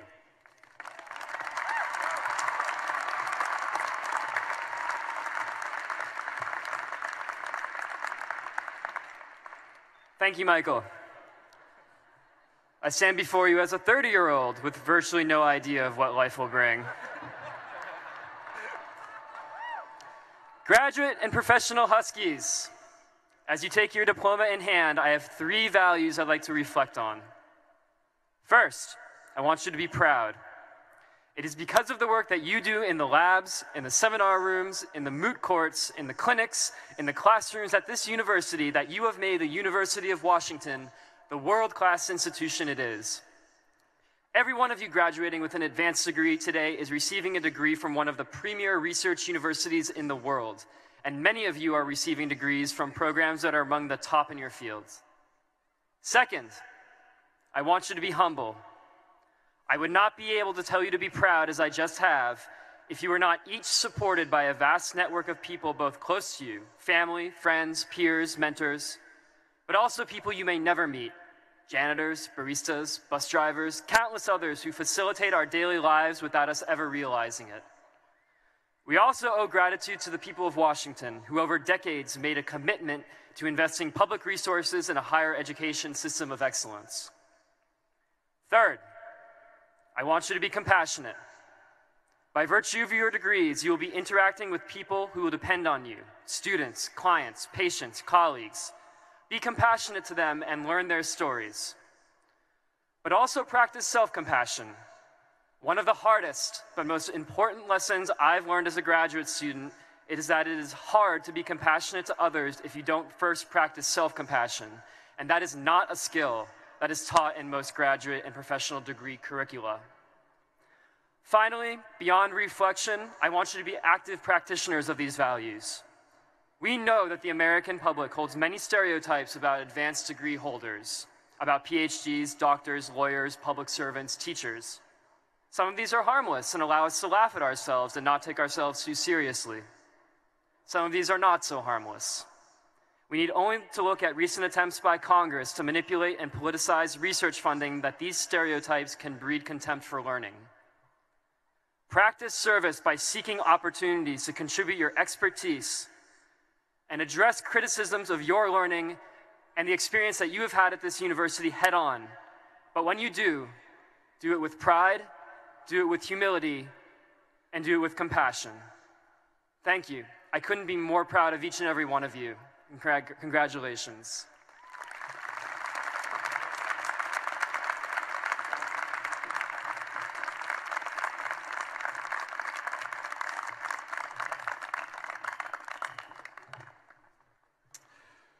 We're honored to have today as our commencement speaker a man who over the past several decades has played a central role in the technological revolution that has utterly transformed society, and in particular dramatically impacted higher education in nearly every activity that takes place in this university, in this city, indeed in this nation. You've all heard of the company that Steve Ballmer joined back in 1980, where there were lots of promises. But Mr. Ballmer was Microsoft's 30th employee and its first business manager. Over the years, his role at Microsoft included president, executive vice president of sales and support, senior vice president of systems software, and vice president of marketing. He became the company's chief executive officer in 2000. At every step along the way, his leadership and vision were indispensable to Microsoft's continued growth and success. He's given generously of his time and resources to the enormous benefit of our nation and region.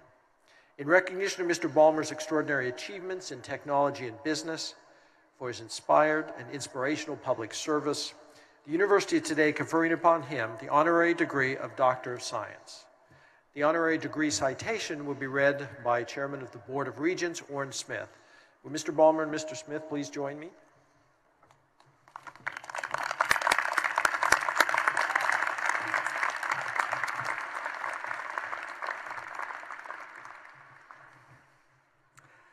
Stephen Anthony Ballmer, you are the founding father of the information age, one of its foremost architects, and for over 3 decades, an unparalleled force at the heart of its rapid development. Your vision and drive have brought a new freedom of discovery to virtually every field of human endeavor and transformed the world in which we live. Your success began in school and opened vistas that would lead to your life's purpose. You were a valedictorian of your high school class and graduated magna cum laude from Harvard University with degrees in applied mathematics and economics. It was learning that propelled you forward in the university setting that led you to opportunity. Stephen, you were also a risk taker. Leaving Stanford University's Graduate School of Business in 1980 to join forces with a former college classmate, Bill Gates, in a fledgling startup with a very uncertain future. You had the courage to follow an uncertain path into an unknown future and the boundless energy to make such a bold venture succeed. Your leadership was fundamental to the maturation of a company whose products, imagination, and enterprise have radically accelerated the pace of scientific research and illuminated the vast expanse of human capacity, creativity, and possibility. You guided Microsoft's exponential growth with an inimitable style and a genuine enthusiasm that ever inspired those you led. The ecosystem of hardware and software you envisioned brought success not only to Microsoft, but thousands of other companies as well. In 2000, you became the company's chief executive officer, a position you held for 14 years. Under your leadership, annual revenues more than tripled and profits soared. Yet, you have always been and remain a man of the people, compassionate, without pretension, and extraordinarily giving. Your civic and philanthropic contributions are as great as your business and technological achievements, and your support of medical research, healthcare, education, the arts, and countless charitable organizations has uplifted the lives and hopes of people around the world. for the extraordinary success of the company you helped build, for crafting tools that have made it possible to vastly extend the frontiers of knowledge, and for all you have given towards the betterment of society. The University of Washington is proud to confer upon you the degree of Doctor of Science, honoris causa. Stephen, congratulations.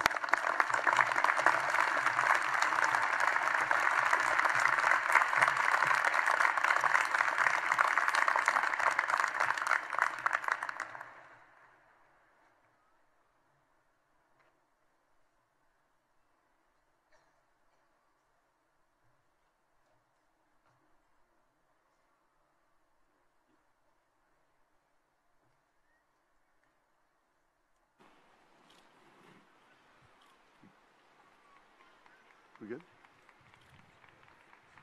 Okay. Yeah. Thanks. Thank you very much.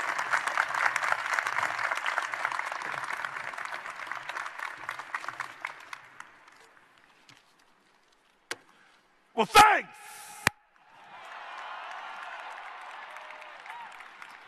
I have to say, I'm a little fired up to be here today. This hat gets in the way. Sorry about that. If you had ever told me in my wildest dreams that I'd be in the end zone at Husky Stadium, lower bowl full, 40,000 people, I would have told you no way. So I have exactly two thoughts for you. One, touchdown Washington, and two, go Dogs!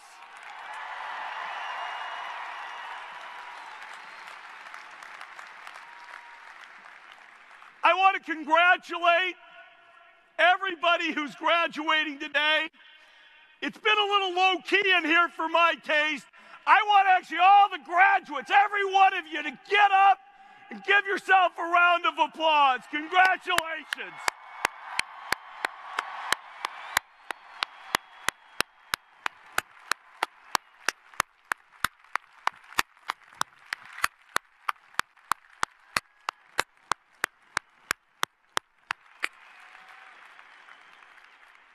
Actually, for me, you may not know this is a special class. The class of folks graduating this year are the age of my oldest son. And the notion that some of his friends are in this audience graduating today just gives me a little extra special oomph. Hank, Justin, others, you know who you are. But congratulations to all. And the surprise of seeing one of my son's mothers here, Melissa, woo! Congratulations. Great job.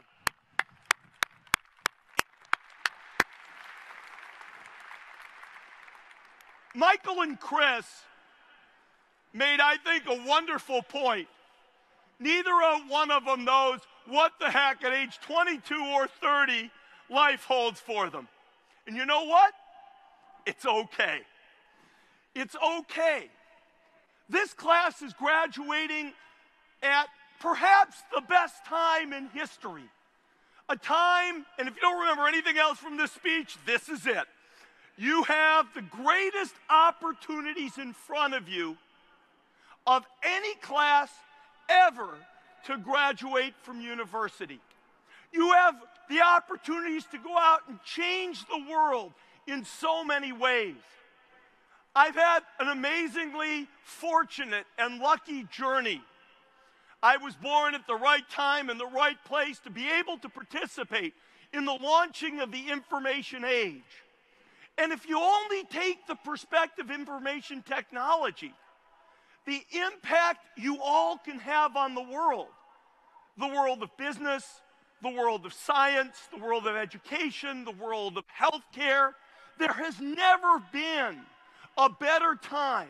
Opportunity, opportunity, opportunity. It awaits you. It's there for you. You have an extra blessing. You're graduating from one of the best universities, bar none, in the entire world. the University of Washington.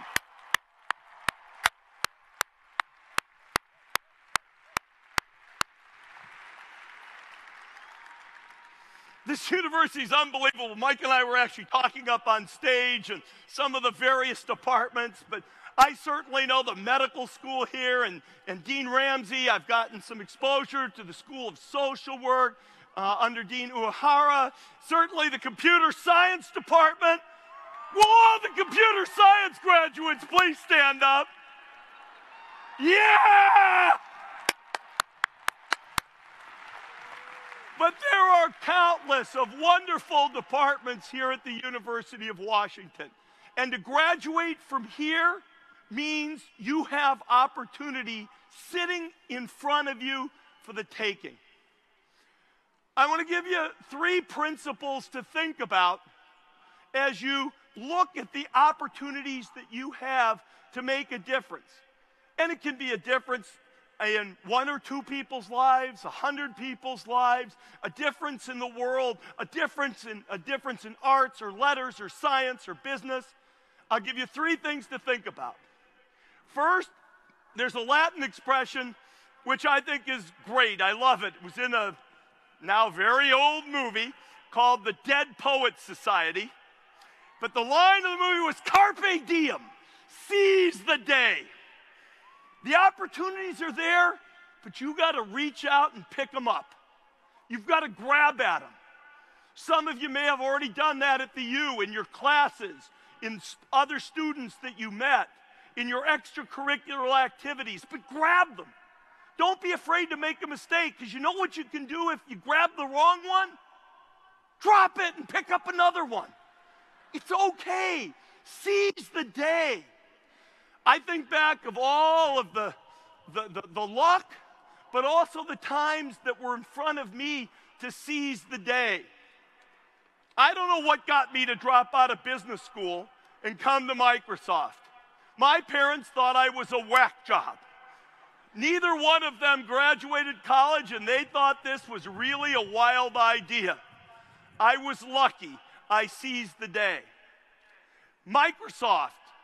One day, some guys fly in from IBM, and all of a sudden we figure out we could actually provide all the software they need for this thing that became the personal computer. People, Bill, Paul, they had the wisdom to seize the day when that opportunity presented itself. And yet, when you think of all the opportunities, when I think back of all the opportunities I've had, the one that was most important was an opportunity I got in 1969. Sitting in my junior high school class, I was in a public junior high, not very stimulated at the time, and over the loudspeaker, they said that a private high school in our area that I'd never heard of was giving scholarship tests that weekend. I told my mother I wanted to take them. She said, that's fine as long as you get a scholarship because we can't afford to send you there. But that's really where I got switched on. Switched on in math, switched on personally, energized in a way that never could be turned back. And I'm very thankful for that opportunity. Yes, there's a lot of luck in opportunity, but there's a lot of seizing the day. And I encourage you all to reach out and carpe diem, really seize the opportunities that are in front of you. Number 2 on opportunities, have a point of view. Sometimes it will be your point of view that creates opportunities, and sometimes you will pick up an opportunity and it'll give you a chance to build a point of view. If you're Art Levinson, if you're Paul Allen and Bill Gates, you may have a point of view on what will happen in the world of genetics and what can be invented. Or the fact that software would be the most powerful force on the planet and what it can do to change the world. Points of view do matter. If you're like me, you might not have a point of view before you get started. But I had the privilege then to learn, and all of you will from somebody. And you will develop your own point of view on how to develop and shape and bring those opportunities to the fore. One of the favorite stories I have to tell kids is the story of the guy who founded both Twitter and Square, a guy named Jack Dorsey.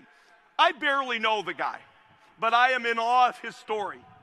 He's a guy who was writing software to help taxi cab dispatch in the city of St. Louis.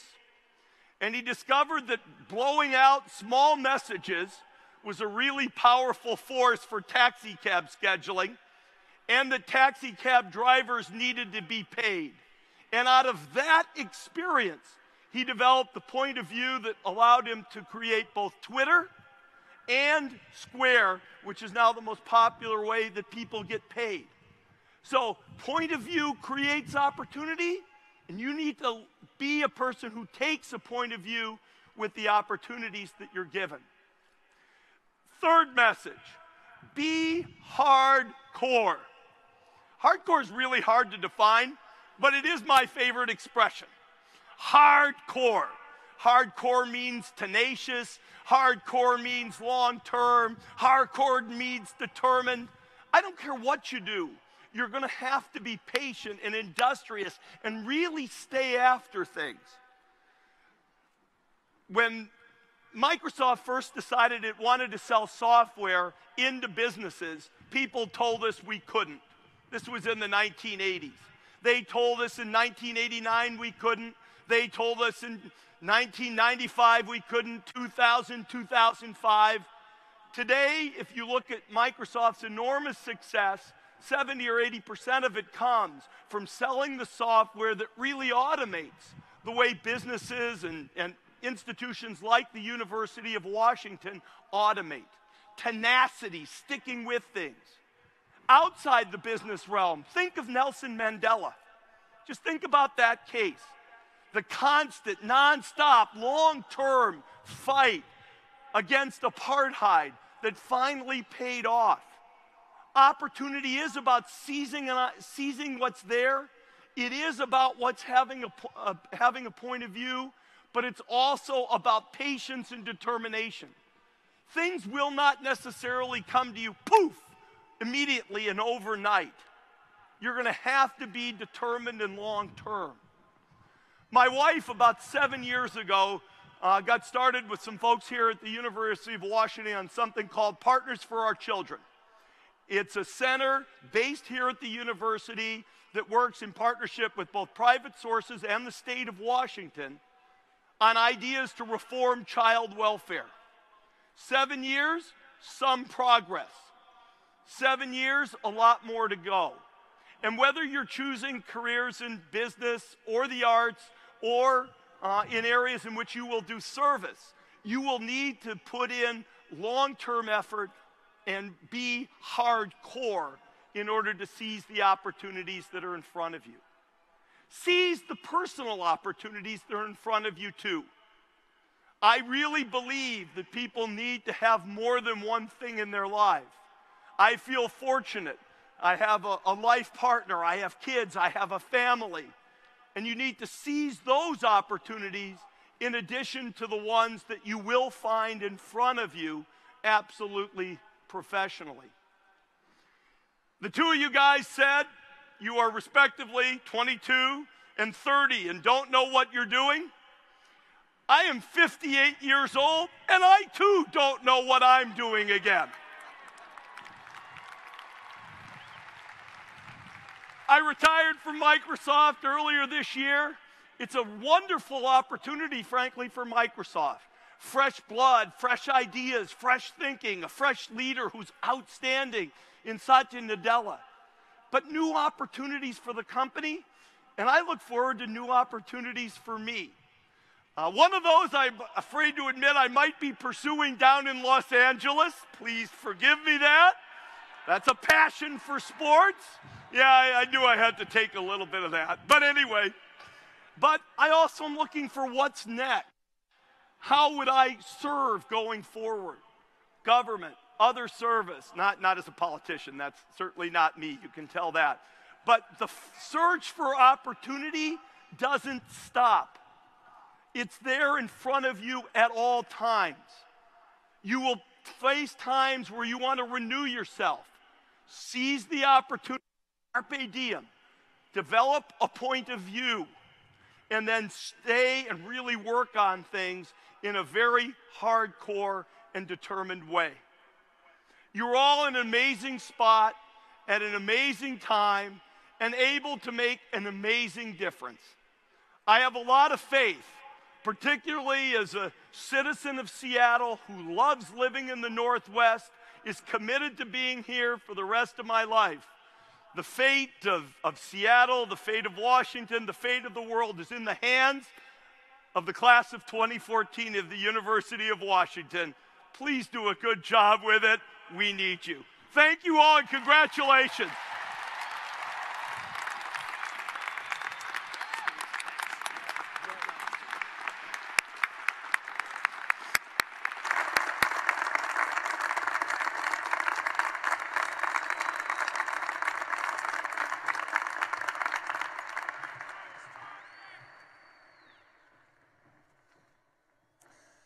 Ladies and gentlemen, we are now ready to present the various degrees to all candidates. Degrees will be conferred by the Chair of the Board of Regents, Orrin Smith. The audience is requested to remain in their seats until the conclusion of today's ceremony. Candidates for doctoral degrees will be presented by the several deans. For the School of Medicine, Associate Dean Michael J. Ryan.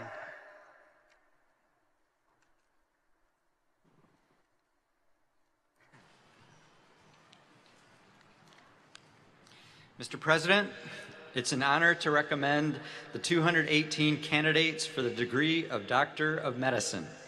Many of these graduates have proceeded to graduate training positions throughout the country. Those participating in today's ceremony will come forward with the other doctoral candidates. Dean Berg, School of Dentistry. Mr. President, it is my pleasure to present the Doctor of Dental Surgery candidates from the School of Dentistry. These candidates were honored previously in separate ceremonies. The present candidates will please come forward with the other doctoral candidates. Associate Dean Gregory Hicks, School of Law. Mr. President, on behalf of the Faculty of Law, I have the honor of presenting the 203 candidates for the degree of Juris Doctor. The law graduates participating in this ceremony will come forward with the other doctoral candidates. Dean Thomas Bailey, School of Pharmacy. Mr. President, it is my honor to present the 82 candidates for the degree of Doctor of Pharmacy. These candidates will please come forward with the other doctoral candidates. Dean David Eaton of the Graduate School. Mr. President, here with us today are candidates who have completed all requirements for the degrees of Doctor of Philosophy, Doctor of Education, Doctor of Musical Arts, Doctor of Physical Therapy, Doctor of Audiology, and Doctor of Nursing Practice. On behalf of the deans of the schools and colleges and the graduate faculty, I am pleased and honored to recommend these candidates for the highest degree awarded by the University of Washington. Regent Smith, it's my great honor to present to you all of the doctoral candidates that have been heretofore presented.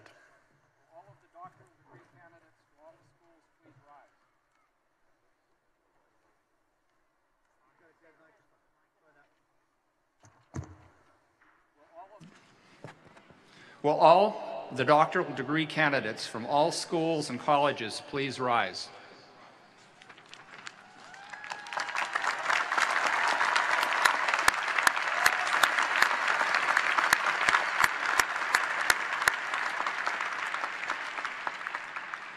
On behalf of the Board of Regents and the faculties of the respective schools, I am pleased to confer upon these candidates their respective doctoral degrees. Congratulations. You have achieved highest academic distinction, and this university salutes you. You will be presented today with a memento of this graduation exercise. Please come forward.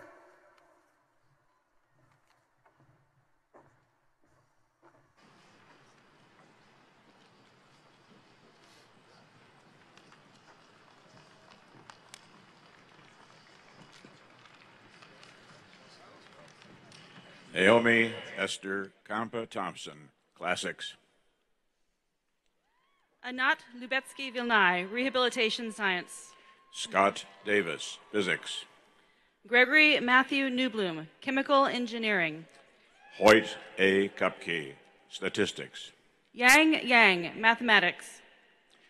Tiffany J. Brown, Education, Leadership, Policy Studies. Lai Tong Feng, Mathematics.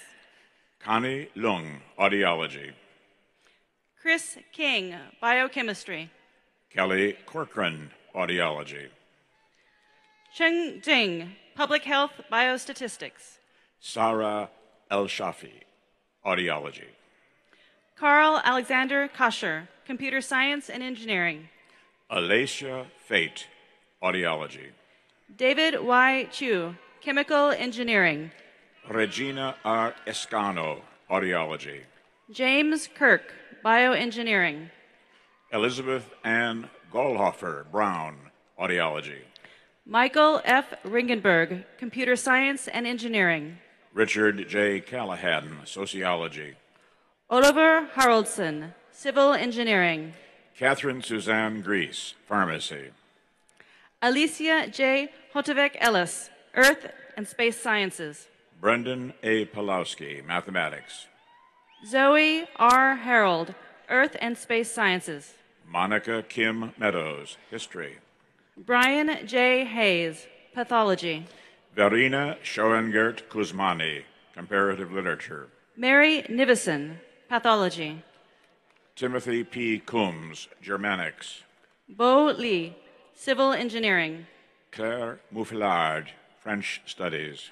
Monica Ospinal Jimenez, Chemical Engineering. Maria Nicole Burgess, Linguistics.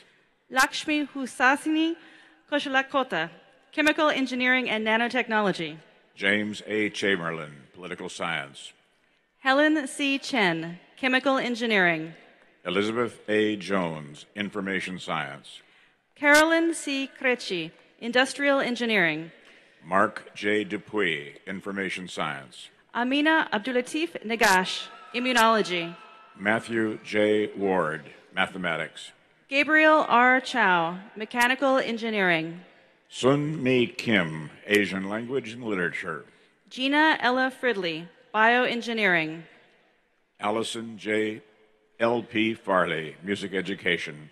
Amanda C. Fry, Molecular and Cellular Biology. Robert Thomas Carroll, Ethnomusicology. Alan Christopher Ecker, Electrical Engineering. Peter Jun Park, Ethnomusicology. Megan E. Shepard Bannigan, Health Services. Kimberly D. Canaday, Ethnomusicology. Roxana Virginia Chen, Health Services. Yu Xuan Su, Economics. Jason Joseph Applegate, Juris Doctor.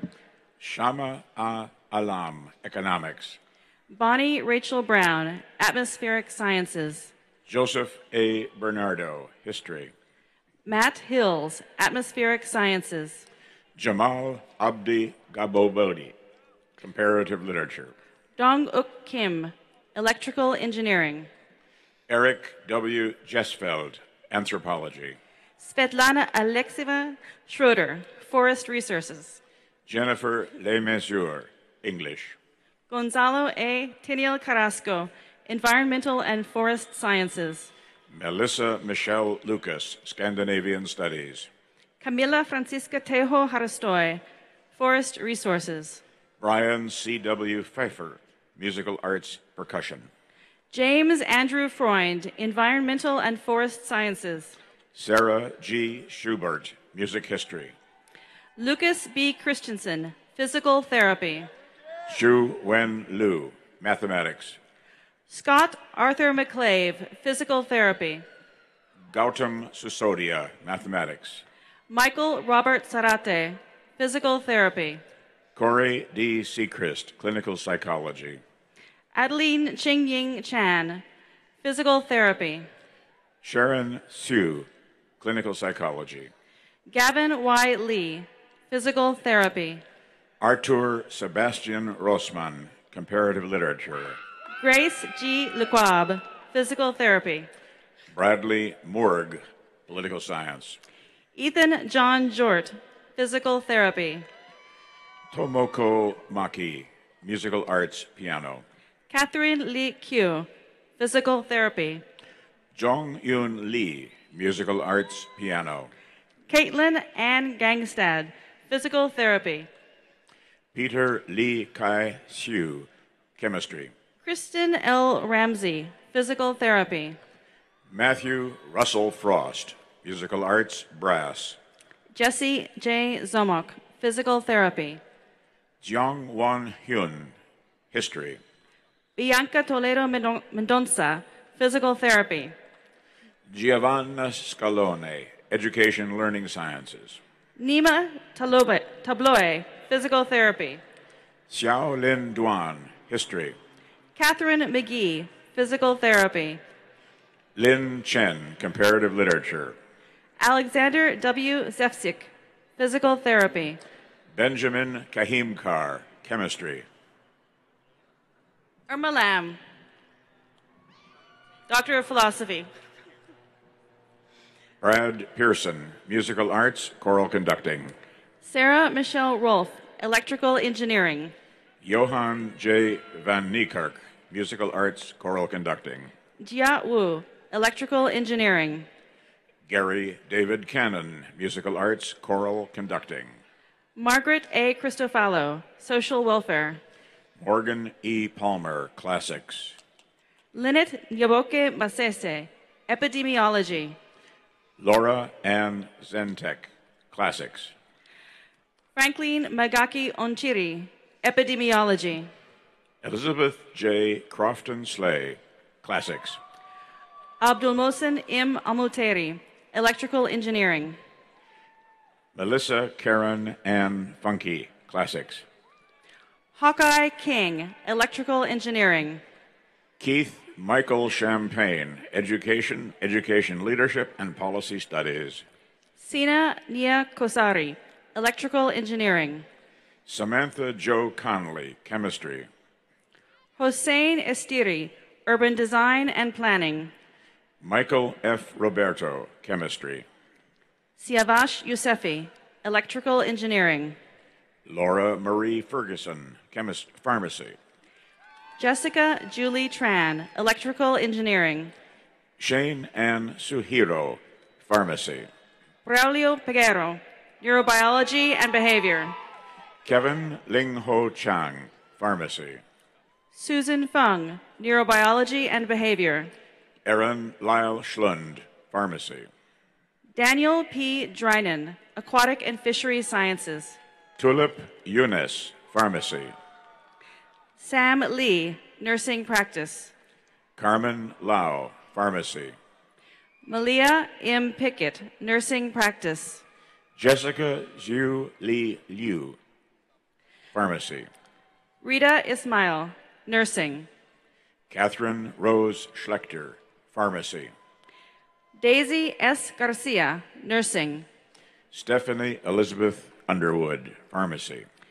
Linda Eaton, Nursing. Faiza Azim Ali Babi, Pharmacy. Jocelyn Renee Thomas, Nursing Practice. Laura Ann Hart, Pharmacy. Dolores Usea, Nursing Practice. Christopher Juko Sikat, Pharmacy. Anne Waringa Okpara, Nursing Practice. Blaze Riley Paraqueles, Pharmacy. Rebecca Yates Coley, Public Health, Biostatistics. Tope A. Osiyeme, Pharmacy. Yiching Connie Liu, Biochemistry. Marissa Wood, Chemistry. Lance A. Pelletier, Juris Doctor. Amanda Lee Thorson, Chemistry. Jacqueline Johanna Meyer-Irons, Public Policy and Management. Alicia Frost McGee, Chemistry. Danielle J. Spirandelli, Urban Design and Planning. Kevin M. O'Malley, Chemistry. Mungin Wang, Civil Engineering. Jason Ralph Vincent Sellers, Chemistry and Nanotechnology. Marvin Ambrose Lai, Pathology. Sarah Alexandra Hart, Biology. Justin McClanahan, nursing practice. Laura Irene Bodine, physics. Joshua J. Cardiel, mechanical engineering and nanotechnology. William A. Tirano, physics. Shilpa N. Bisabatuni, mechanical engineering and nanotechnology. Ming Chi Lan, education, measurement, statistics, and research design. Krishnamurti Dvijotam, computer science and engineering. Andrew E. Morozov, education, learning sciences. Kartik Narayanan Mohan, electrical engineering. Nobuko Yamasaki, comparative literature. Ji Yoon Kim, business administration. Juleng Weng, geography. Paul R. Teska, education, human development and cognition. Sai Zhang, computer science and engineering. Christopher James Hansen, aeronautics and astronautics. Zhongwei Ji, bioengineering. Jennifer A. Lakovitz, molecular and cellular biology. Pamela Pietrucci, communications. Ilana E. Cohen, molecular and cellular biology. Laura Danielle Osborne, communications. Yesenia Correa, molecular and cellular biology. Brittany Fiore Silfast, communication. Jerry L. Bell, rehabilitation science. Michael L. Barthel, communication. Minggang Fu, industrial engineering. Muzammil Mohammed Hussein, communication. Xianru Ke, electrical engineering. Judy Don, pharmacy. Amy Marie Berkeley, immunology. Diana May Louis, pharmacy. Matthew B. Beekler, immunology. Nicholas Ta Wai Ao, medical chemistry. Omer Yetemin, civil engineering. Patricia Chi Ping Chung, pharmacy. Jiquan Shu, mechanical engineering. Jason M. Daza, pharmacy. Sijie Sun, bioengineering. Christine Carmela Angeles, pharmacy. Grant Lloyd Schuneman Markelli, mechanical engineering. Ichiko Dorothy Petrie, pharmacy. Amir Temur Jafaherchi Motsafari, mechanical engineering. Tuan Tran, pharmacy. G. Tron Mack, pharmacy. Caitlin Toltzman Goodfriend, pharmacy. And you should take those too, because there's a few there that didn't come. There's some blank ones, but there's also a few people that didn't appear.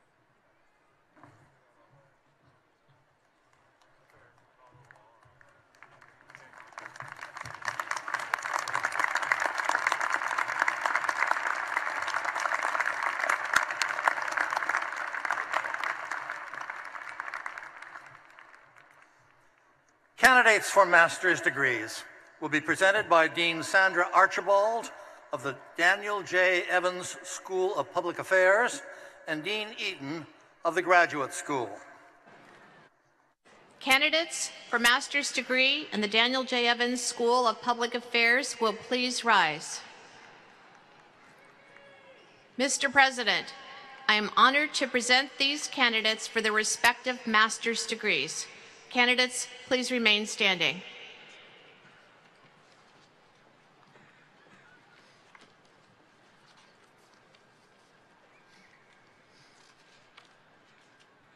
Mike?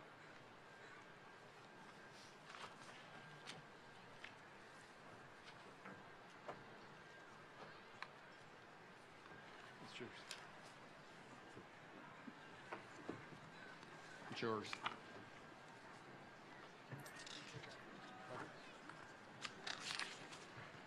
Regent Smith, on behalf of the University of Washington, I present to you all of the candidates for the master's degrees that have been heretofore presented. On behalf of the Board of Regents and the graduate faculty, I am pleased to confer upon each of you your master's degree. Congratulations. You will be presented today with a memento of this graduation exercise. Please come forward.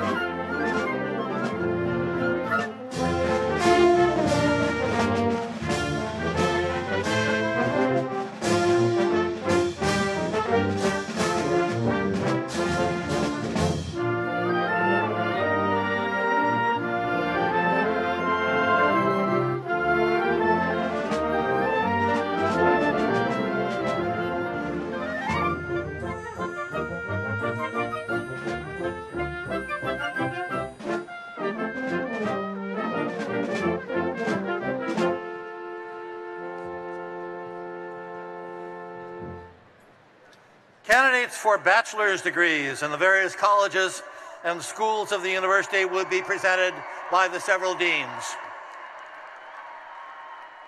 The candidates who have been accepted by the general faculty of the university for their respective degrees are listed in the commencement program. For the College of Arts and Sciences, Dean Robert Stacy. Candidates from the College of Arts and Sciences will please rise.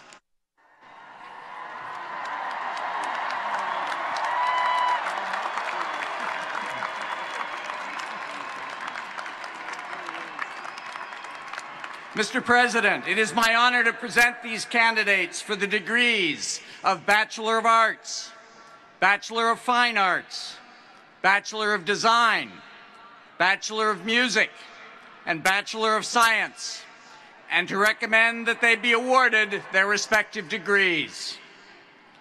Candidates will please be seated. Dean Tom Strinicus, College of Education. Candidates from the College of Education will please rise.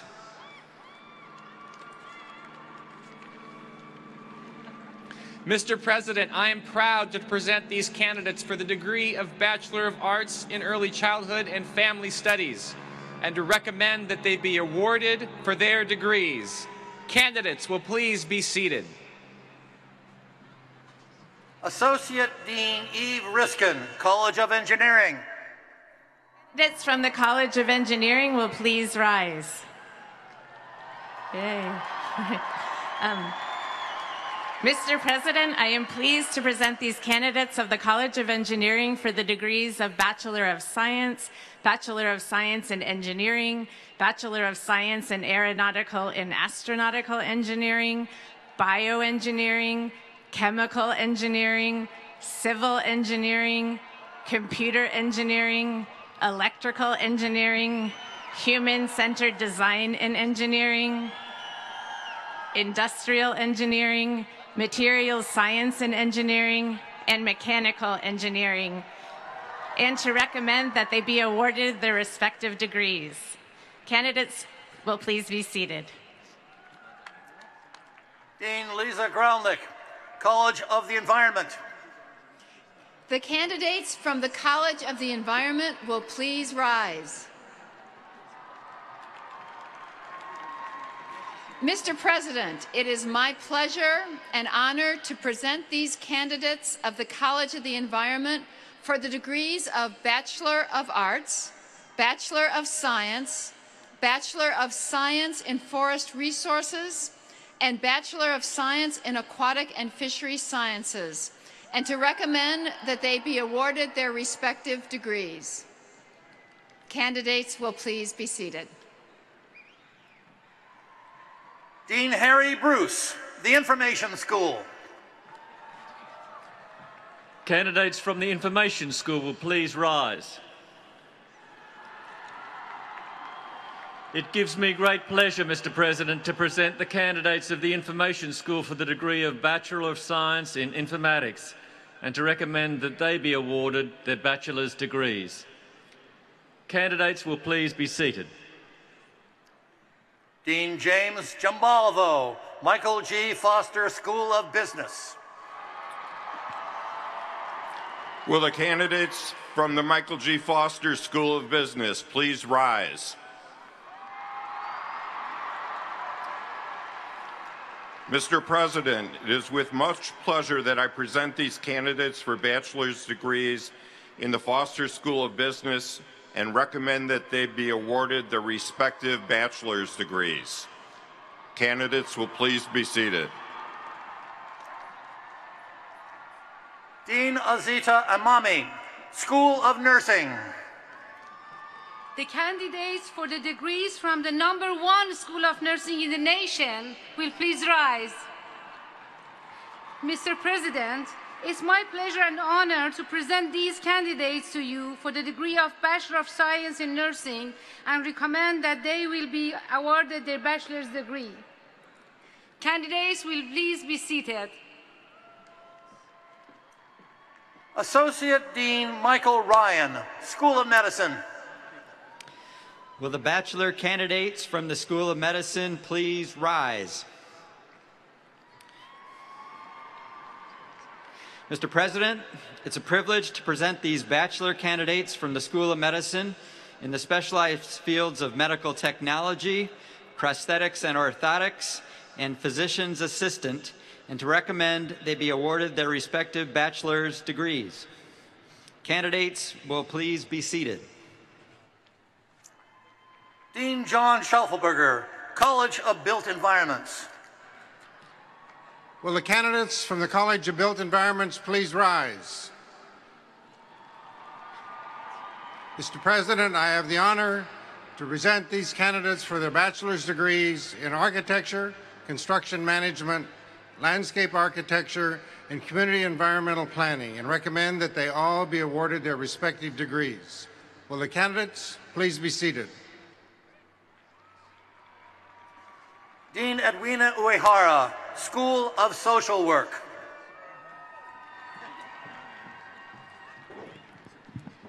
Distinguished candidates from the School of Social Work, please rise. Mr. President, on behalf of the social work faculty, it is my great privilege to present these candidates for their bachelor's degrees in social welfare and to recommend that they be awarded their respective bachelor's degrees. Candidates, you are awesome. Please be seated. Dean Howard Frumpkin, School of Public Health. The candidates from the School of Public Health, please rise. Mr. President, it is with much pleasure that I present these candidates for bachelor's degrees in the School of Public Health and recommend that they be awarded their respective degrees. Candidates, please be seated.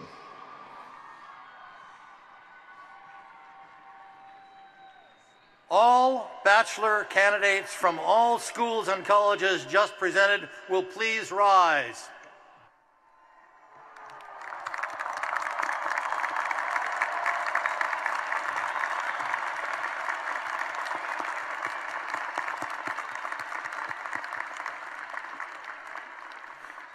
Following Regent Smith's citation awarding the various bachelor's degrees, all candidates will be seated immediately and under direction of the faculty marshals will await their turn to come forward one row at a time.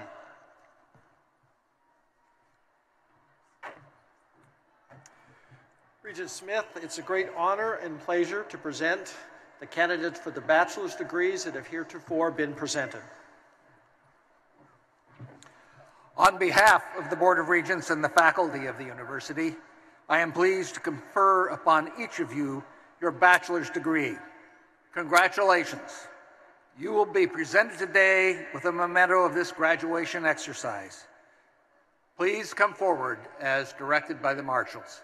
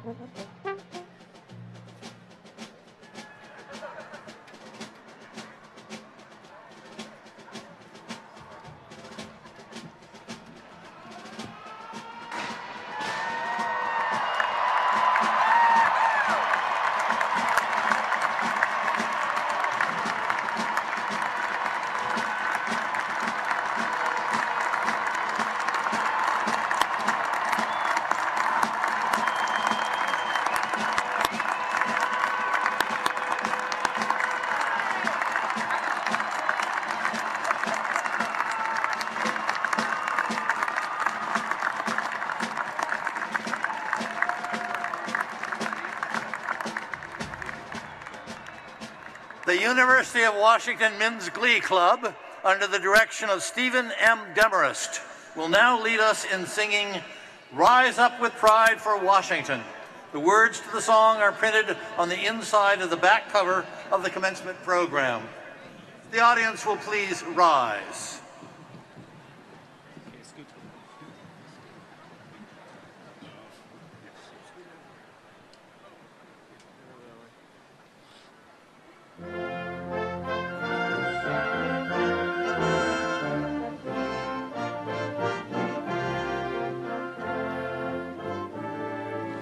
Rise up with pride for Washington, for purple and for gold. From far and wide we meet as one, as Huskies proud and bold.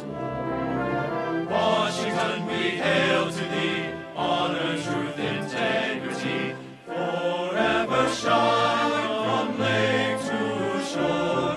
Your light upon us evermore. Rise up with pride for Washington. Together hand in hand, we will proclaim our loyalty in song throughout the land. Washington, we hail to thee, honor, truth, integrity, forever shine from lake to shore, your light upon us evermore.